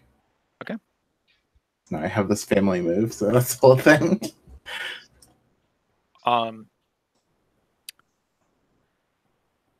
I think the condition unavailable works. Let's see if everybody agrees with that. Sounds good. Okay. Okay. Let's cut back to the Quinn household. Reagan and Owen.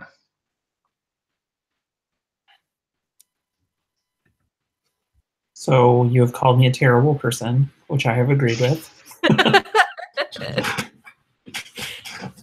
I think Owen is probably like is probably closed the distance between the two of them.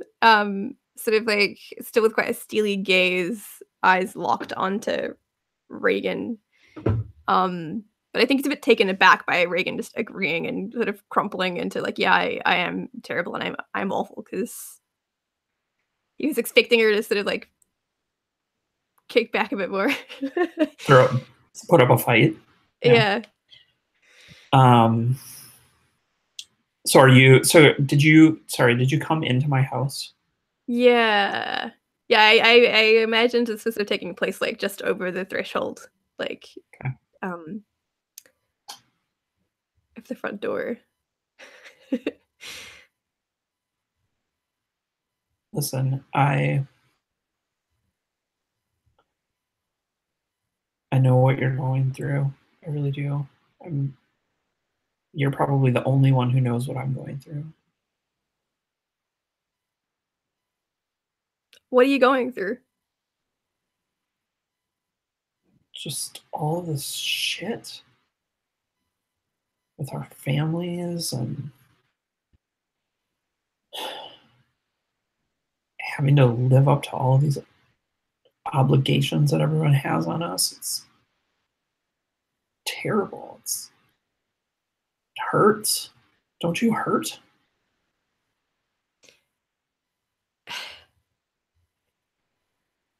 Yeah, I heard, but fuck. Can we really say that when I think like he goes to say he was gonna say like when like it was Saoirse dead, but he can't like bring himself to say it, so he trails off.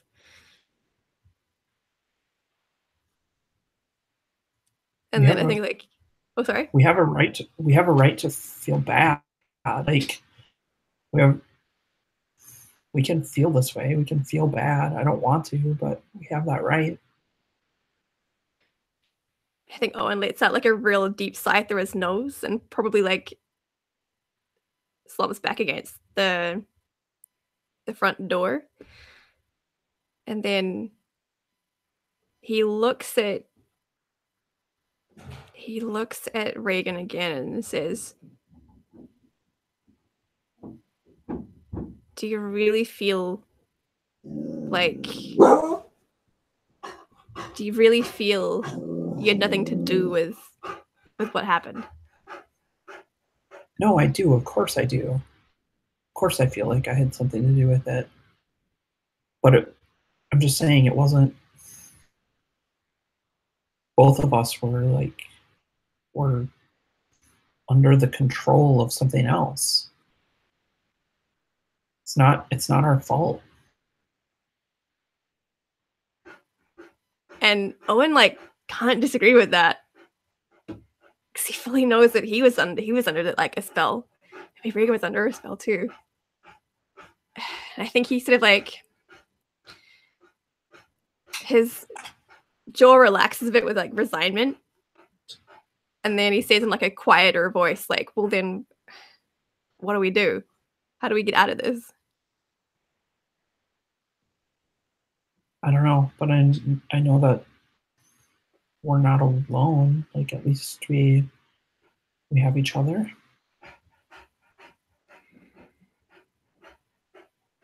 And that has to count for something, right? Yeah, I think all this time I've been like kind of walking closer to you. Does that trigger? It sounds like you're trying to turn someone on.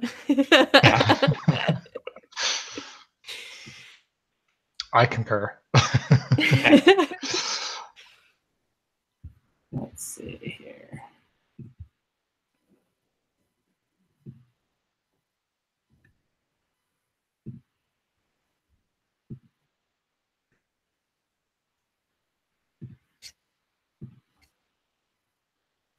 Nine.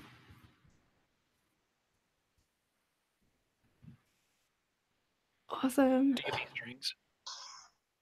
So up to Owen on either I do string have. or Actually, I do have a string on you. Can I spend that to bump it up? you can bump it up to a 10, yeah. I'll get your string Oh, back. nice. I mean, it's it's a strange economy. Spend a string to get a string. It's the principle of the matter. Yeah, exactly. And then you get so to you choose. get to choose one of those three things. Yeah. Ooh.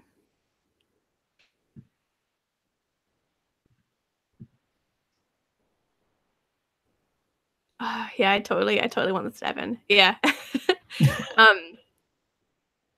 So I think like as Regan like walks toward Owen with his back like against the door, he can't go anywhere. But he doesn't. I don't think he wants to. And I think he's gonna. Yeah, I think he's gonna give himself to you. Nice.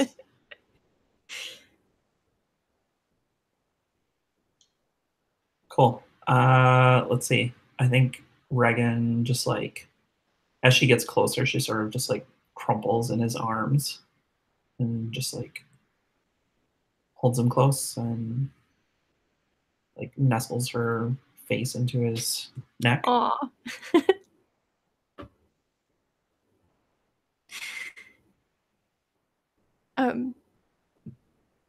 And I think Owen like embraces her back and like pulls her close, and it's probably what he's needed ever since like the night prior is like some comfort, something that feels like safe, as fucked up as it sounds, because like there's nothing safe about Regan. And then I think like he'll pull her back like just enough. He probably looks like he's about to say something, but then he sort of leans in and kisses her. Nice. I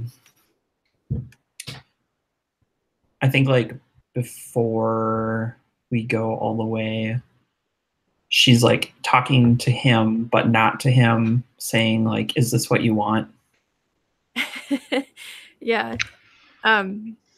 Waiting for a confirmation in her head.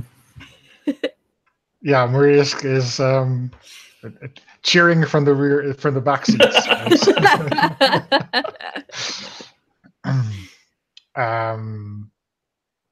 Here's what I want to know.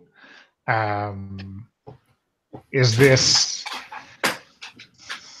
in terms of like what both of the characters are feeling, is this like an outpouring of grief, or is this something else? Go ahead, Owen. Yeah, it's probably an outpouring of grief for Owen.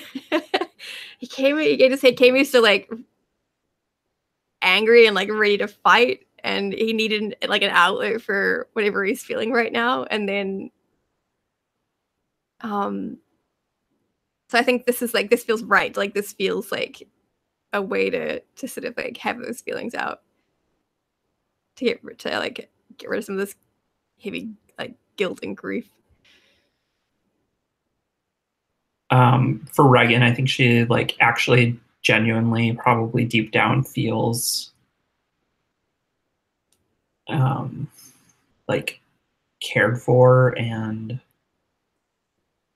needed, because that's what she needs right now. But she's telling herself that this is a pure like transaction to help Mariask. Amazing. Okay, so let's we know what the queen sex move is, right? But do you want to quickly read it out? Because there's you're a groupie now, Regan. So yeah, I think we're both in each other's heads now, basically. when you have sex with someone, they gain the condition of one of them. While the condition remains, they count as part of your gang. okay, and the infernal. Let's see. When you have sex, the dark power loses a string on you and gains a string on whoever you had sex with. So, and this is you doing something that he wanted. So he loses another string on you, so you're down to 3. Right. And now Owen Mariusz has a string on you. Yay! What could go wrong? What could go possibly wrong? Let's cut back to that, but let's go back to the bar. I guess this kind of magical wonderland of electronica is continuing, and the pub is starting to fill up, and there's a lot of people here you recognize, and people who were at the removal and all that.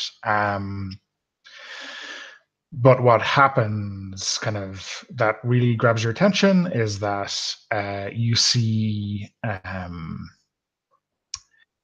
Malachi's mother come down the stairs from the function room, and she is looking pretty triumphant, like she has gotten what she wanted out of this.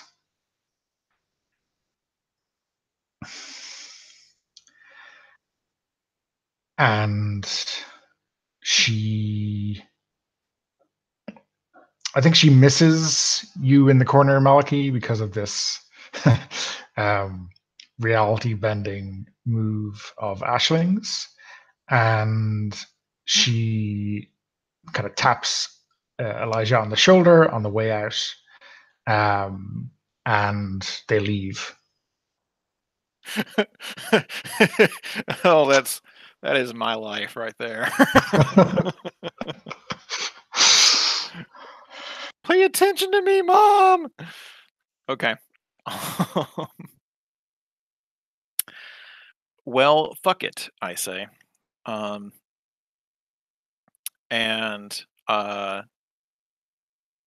if my mom isn't here and we're all drinking and she's happy and now they know, and I know that they know, I'm going to go over and see if I can make out with Aisling. Let's make it public. All right. Cut past the meaningful conversation and straight to the kissing. That's perfect. There's a word for it in the document. Shifting. Yeah. And it's pashing in New Zealand, right? Okay. Shifting and pashing. Back on the shifting. Aisling shifting. Sounds dirty. What does that hunting approach look like from Malachi? Yeah, I wonder if this stops the music. Everything gets reversed again. So like, did you just go to a table and set up your laptop, or like, did you like find like a deck to hook up to the speakers, or I don't even know what's going on. Where are you at? What does it look like where you are? Yeah, I think there's a stage because it's a pub. Right. So I just like connected to the speakers. Then we have the guitarist next to me. So it's a makeshift band. And the guitarist is Aoife, right? Yeah. Oh god. I mean, yeah, this is going to be totally awkward because you're meeting her for coffee tomorrow, right? Right. Oh. Or not, I'm gonna guess.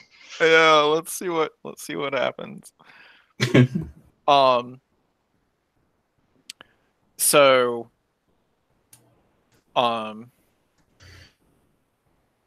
guess I go up to the stage and like, what does he do? I guess he's like waving you, like trying to get you to come over to him. Okay. I think I'll like fade out and start to pack up, head over there. Oh really? You're not gonna keep on playing the music? Yeah, I don't think I can do too many things at once, right? Well, I mean, Right. you can just leave the laptop running. That's true. If it's just you- DJing, I can get up and go over there. Right, that's what I was saying. Okay. Cool. Yeah, so like my mom's gone and she doesn't care, and we can do whatever, if you want to go somewhere? That sounds great. Yeah, let's not be here. Okay. He leans in to kiss you, Okay, in front of the guitarist and all that. all right, I'll kiss back. Okay. All right. I just, consent. So so he's got a beer in hand, and like, he's shifting with you. Does anything happen, Donna, that I should know about? Well, that's I don't know how you get like a scratch sound out of a guitar, but that's what you get. It's like, and I think she exits stages right pretty quickly. God. Yeah, Oh, Aoife. and I'm not sure whether it's who of the two of you she feels more betrayed by right now. Aisling. I'm going to vote for Aisling.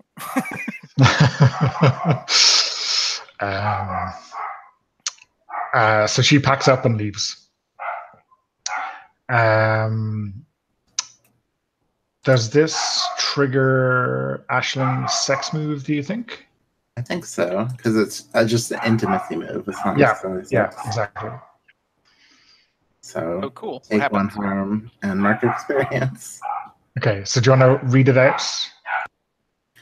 When you share a moment of intimacy, take one harm as if you triggered skin deep and mark experience.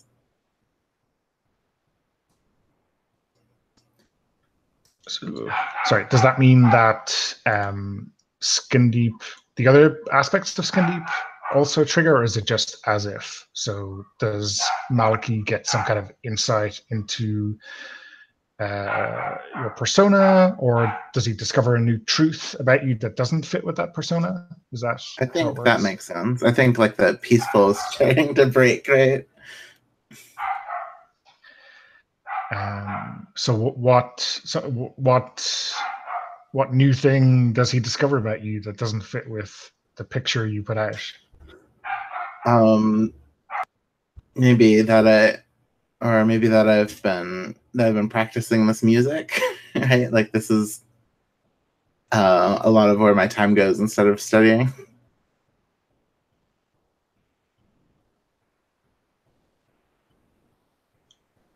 So you don't actually study for school, is what you're saying? Like, I'm not as studious as people thought, right? Like I'm more like my brother, practicing music a lot. Okay. I think I'm more studious than Owen, right? So it seems like I'm super studious, but I guess you're setting the bar kind of low there, so. right, it's not a high bar. Okay. Sorry, Lauren. Okay. All right. So you're really into this, huh? This music? Well, I just got into into this electronic stuff, but I've been You just learning got instruments into it. You've been for a long rocking the time. pub tonight. What? Do you just like absorb knowledge? Is that what you do? I mean, you're a genius at school. I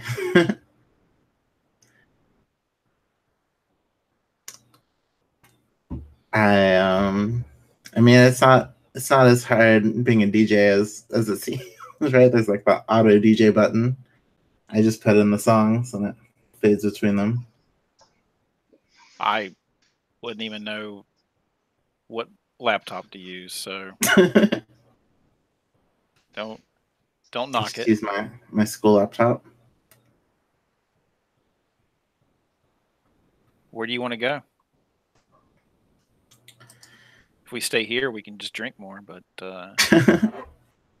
That's true, but I think we got plenty to drink. What else is open this late? It's getting to be night. we can go back to your place. Oh, all right. Better than seeing your mom again, I suppose. Yeah.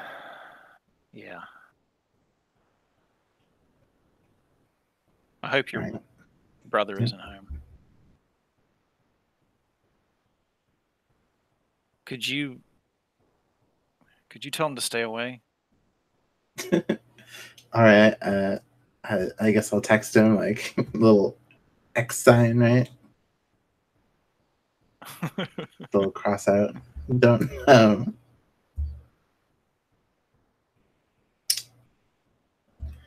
do not disturb. Let's cut back to. I was about to say Regan's bedroom, but I don't know if he got out of the hall or. I don't think we made it that far. Yeah. I have the house to myself, right? Yeah. Yeah, I don't think we made it that far. So what's the afterwards conversation like?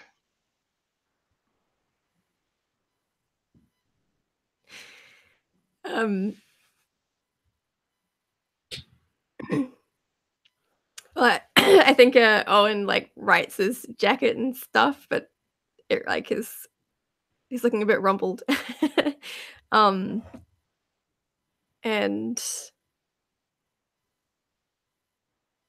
ooh. And I think he sort of like looks at Reagan and then he's like, well, that was something. Do you feel better? And he regards Reagan and I think he smiles and he says like, yeah, I feel better. And I think he even sort of maybe like brushes the back of his knuckle against your cheek. How do you feel? Am I getting any tips from where he asked? Like, is he...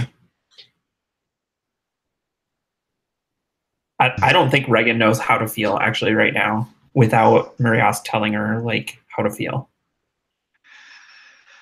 Because I think she probably genuinely feels like some level of care for Owen, but also knows he's probably doomed now. So it's pretty messed up about it. So Muriusk is not really pushing you in any particular direction. He is kind of suggesting, see what exactly, how would he put this? Leave that poor boy to me. You don't need to worry about him anymore. Just seek out this Fey Aiden. And I will consume him, and then you will have everything that you deserve. Owen, do you wanna hang out for a little bit longer? Yeah, I'd like that. What do you want to do? Owen, you get a phone call from your mother. Fuck. Are you picking up? Or are you screening her calls? So like, I think he feels the vibration in his pocket, and he like sort of pulls it out and sees that it is his mother, and it's like, Jesus fuck. Can Regan like smash the phone out of your hand? Do you feel okay about that?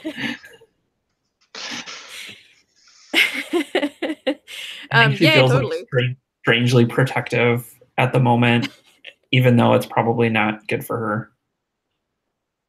Yeah, and the phone. She's like, "Oh, sorry. I don't know what got a hold of me. I'm sorry." I think Owen's like a bit startled, but as he watches his phone like scatter to the floor, but he sort of like shrugs it off and says like, "It's fine. I don't want to talk to Mom anyway. She's like really. I don't want to talk to Mother. I want to hang out with you. I'm here for you." So in the back of your mind, Owen, you feel a presence like you did that night in the Abbey. It's not talking, it's just sitting there absorbing everything.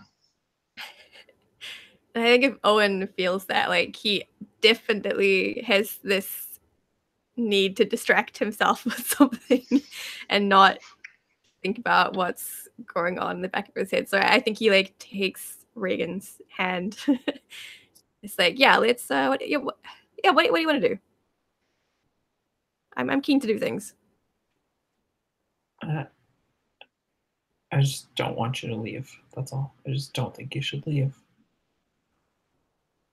That's okay. I'm not going to leave. I got nowhere to be.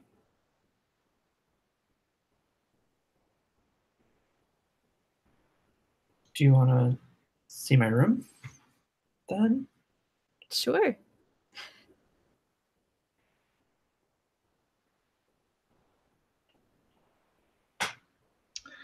Okay.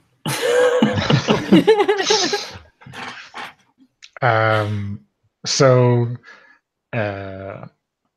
I may be making assumptions, but is this different? Less grief-stricken, or is that just the pattern you have? I feel like I guess what I'm angling towards is I don't know what Miriask wants, and so I'm at a loss. Like, I'm feeling equally torn between wanting to keep Owen here so that he's not sent out into the streets and devoured, and and like a desire to do what I'm told.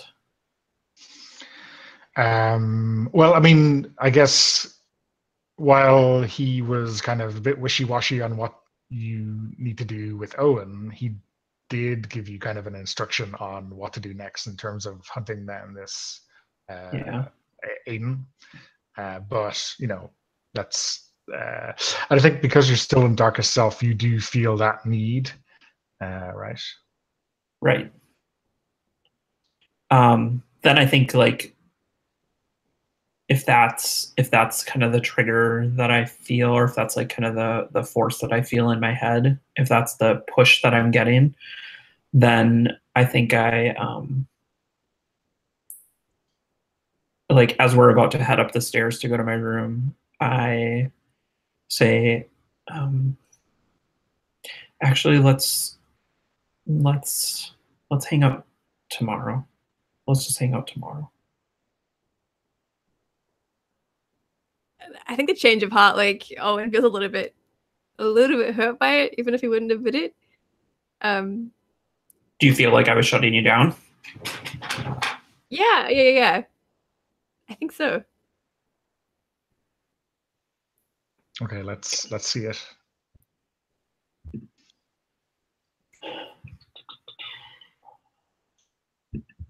What conditions does Owen have?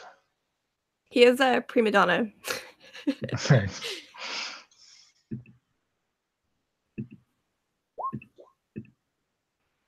Oof. That is not good. 3. Okay. That might be in advance. I can't remember. Yeah, that's my 5th experience, so I get something for that.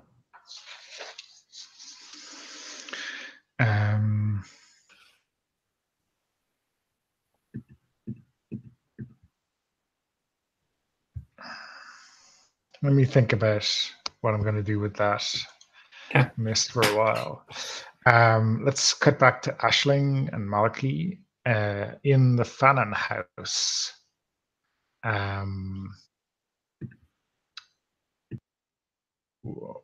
Yeah, I guess the place is empty. So you have the entire place to yourselves. The kind of 2 younger siblings who are usually around are out. They might be with the rest of the family in the pub. Who knows? Yeah, the Fannin house is big, slightly out of town, overlooking it. Obviously, the most important house in the area, but maybe a little bit run down.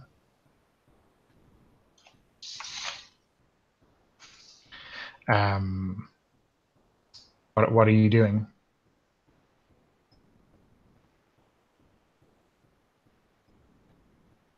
I think I got like a disco ball since last saw it. That's what I was thinking. So has the setting room, the mood? Yeah, has the room changed much since 2 days ago when Maliki was last here? Not too much. I think just getting the disco ball to match the stars. Yeah, maybe I got some like posters of snakes or something. I don't know.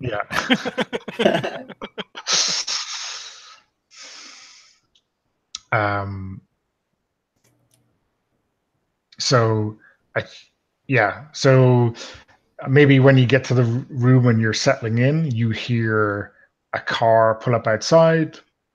It's your mom's car, so that means you've probably got a couple of minutes before she gets to the house, and a couple of minutes before she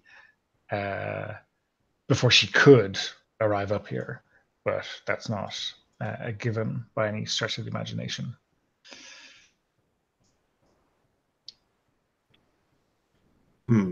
So what do we want to do? We can be quiet, and I'll sneak out later. Okay. Yeah, we did just get here. I don't want to kick you out so soon.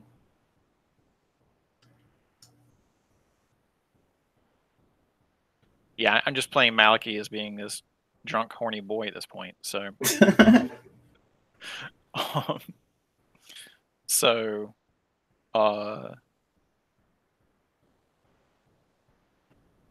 maybe I start like putting the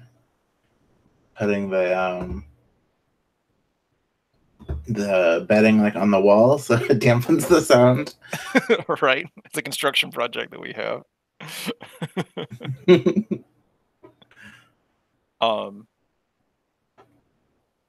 All right, that should help. Okay. So, so I come up from behind you as you're putting up the final bit of the bedding or whatever, and I bite you on the neck like I did before. How do you react to that? I think I'm taken surprised at first, and then remember, like, this is somewhat normal. This is my life now.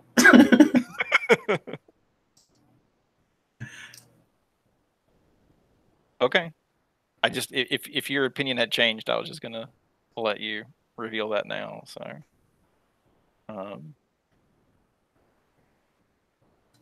he wants to take your clothes off.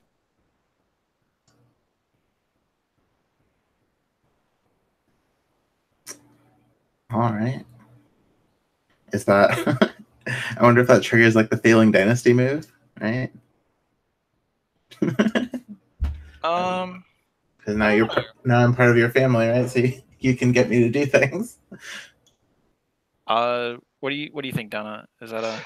Well, it's only so it's like when you're following their orders, you Okay, get right. bonuses to your rolls to achieve those orders. So I'm not sure it Yeah, no, applies. I'm just trying to figure out. Well, yeah. It's really just about the kind of social expectation than anything else. Like, are you using this to try to get me to do something, I guess? Or is this just for fun?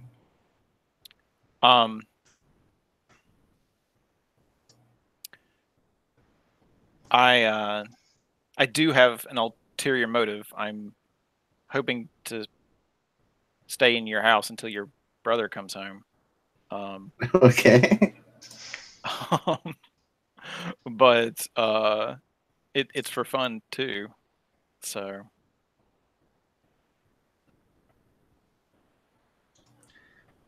Okay, so if you're going ahead with that, we can look at those sex moves as well. But I think right at the start of that, again, whether or not you are paying attention to your phone is completely up to you. Your mother, Aisling, phones you, which is strange, and it obviously means she doesn't realize you're in the house. Are you picking up, or are you ignoring her as well? I think I'll ignore her also. Okay, cool. Let's maybe turn off my phone. Okay. Let's scoot back over to Reagan and Owen. When you remind us, when you shut down Owen instead of bringing him upstairs to your room, what exactly did you say to him? Or just that we should get together tomorrow. Okay.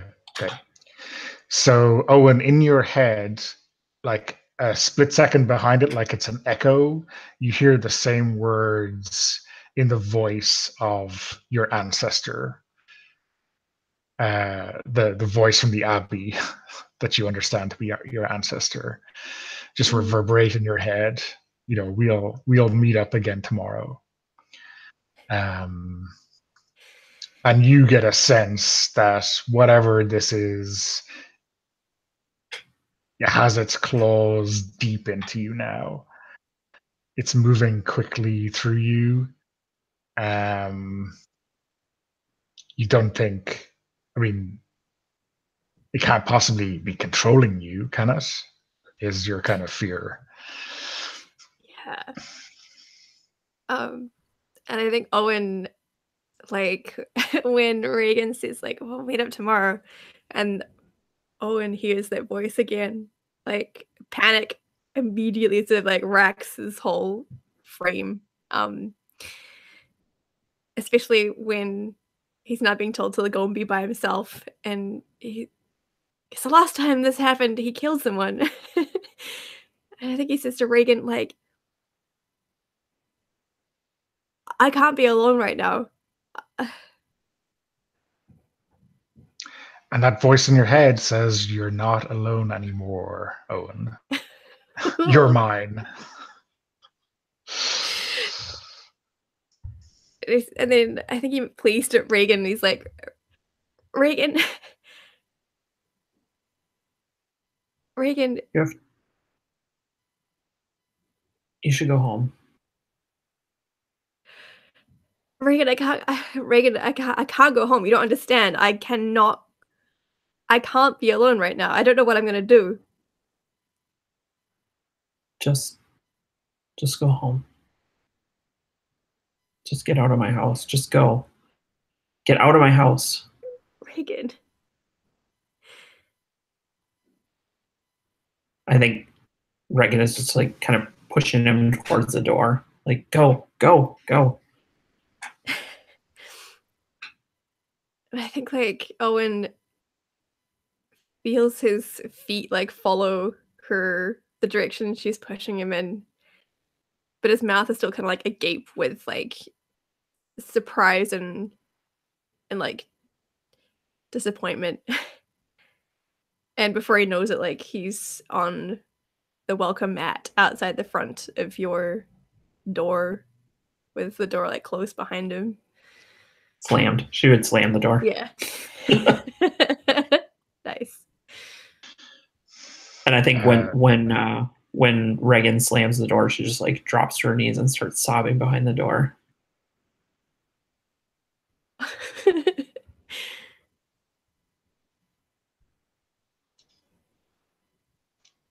So simultaneously to both of you, Isk is in the back of your heads saying, it'll be okay. It'll be okay.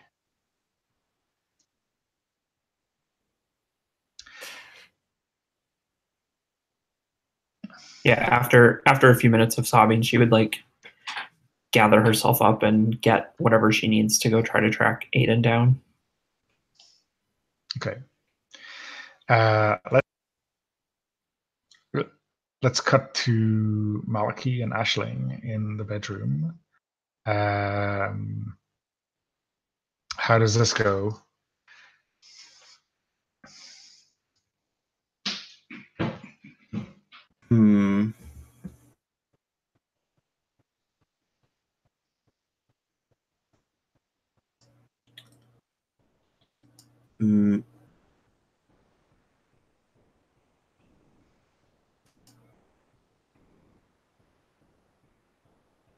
What do you think, Asher?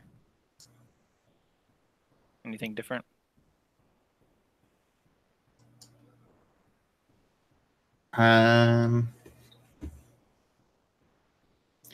Maybe you find something else about me, right? I don't know. I kind of want to explore the like living spell thing. Okay.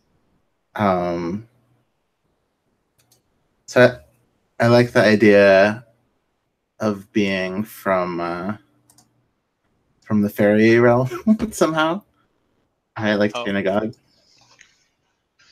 Maybe you find some like fairy artifact or something.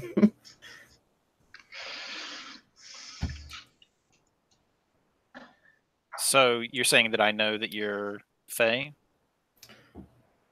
Or like I'm related to it somehow, right? Right. Okay. What aspect or what how does he discover that? I'm just kind of interested. I'm not sure. Okay. He just knows, I guess. We can totally say that. All right. Okay. Jump to Owen showing up at home. Yeah, I think we will. Yeah, I think we've got a quick scene because I'm looking at the clock, and then maybe we can do epilogues. How does that sound? Okay. Yeah. Okay. So yeah, Owen, as his feet have brought him home, right? And I think he opens the door to hear his mother scream in frustration, and this gigantic wine glass is smashed against the back door. If he comes in the back door, maybe like right beside his head. But if he comes in the front door, he just kind of hears and sees it. That totally came in the back door. So like misses your nose by a hand's breadth. And yeah, she is pissed off. I think Owen is just like, Mom, what the fuck?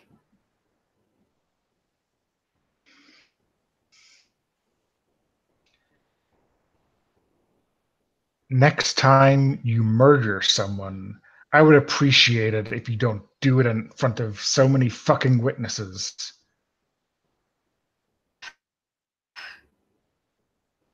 Jesus, who told you?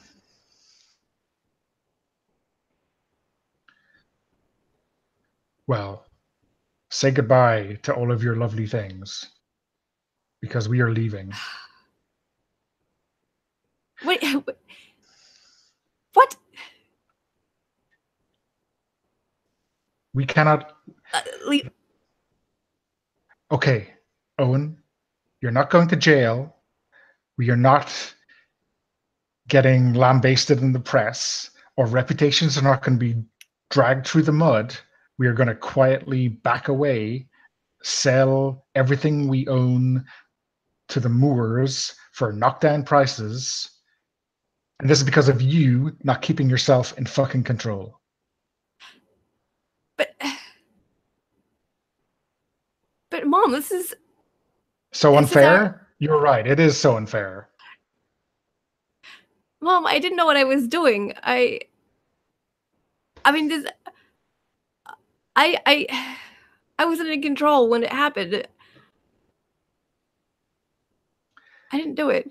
Okay, and maybe a jury of your peers would believe that, but they probably won't, because you smacked her head in 17 times. You're my mom. Yes, and I'm doing this to protect you.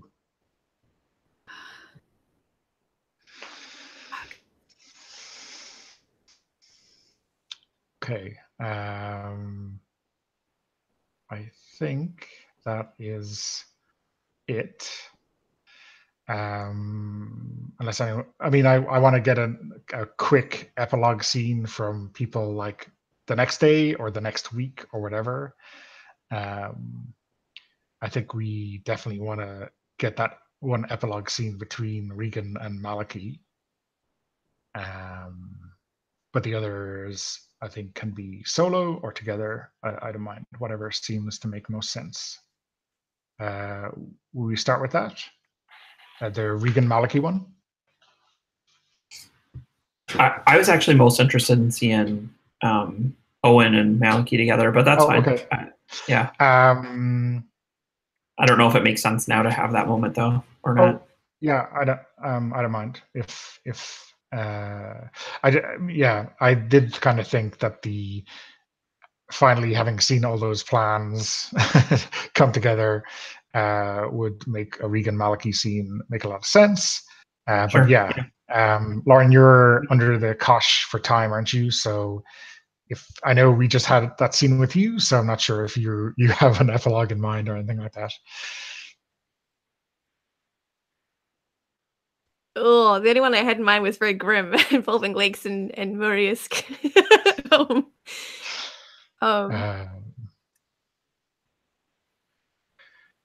Yeah. But I'm fine with whatever epilogue. Oh yeah. Really quickly, are we going to intentionally leave the door open for potentially revisiting things later on, or no? Absolutely. Yeah.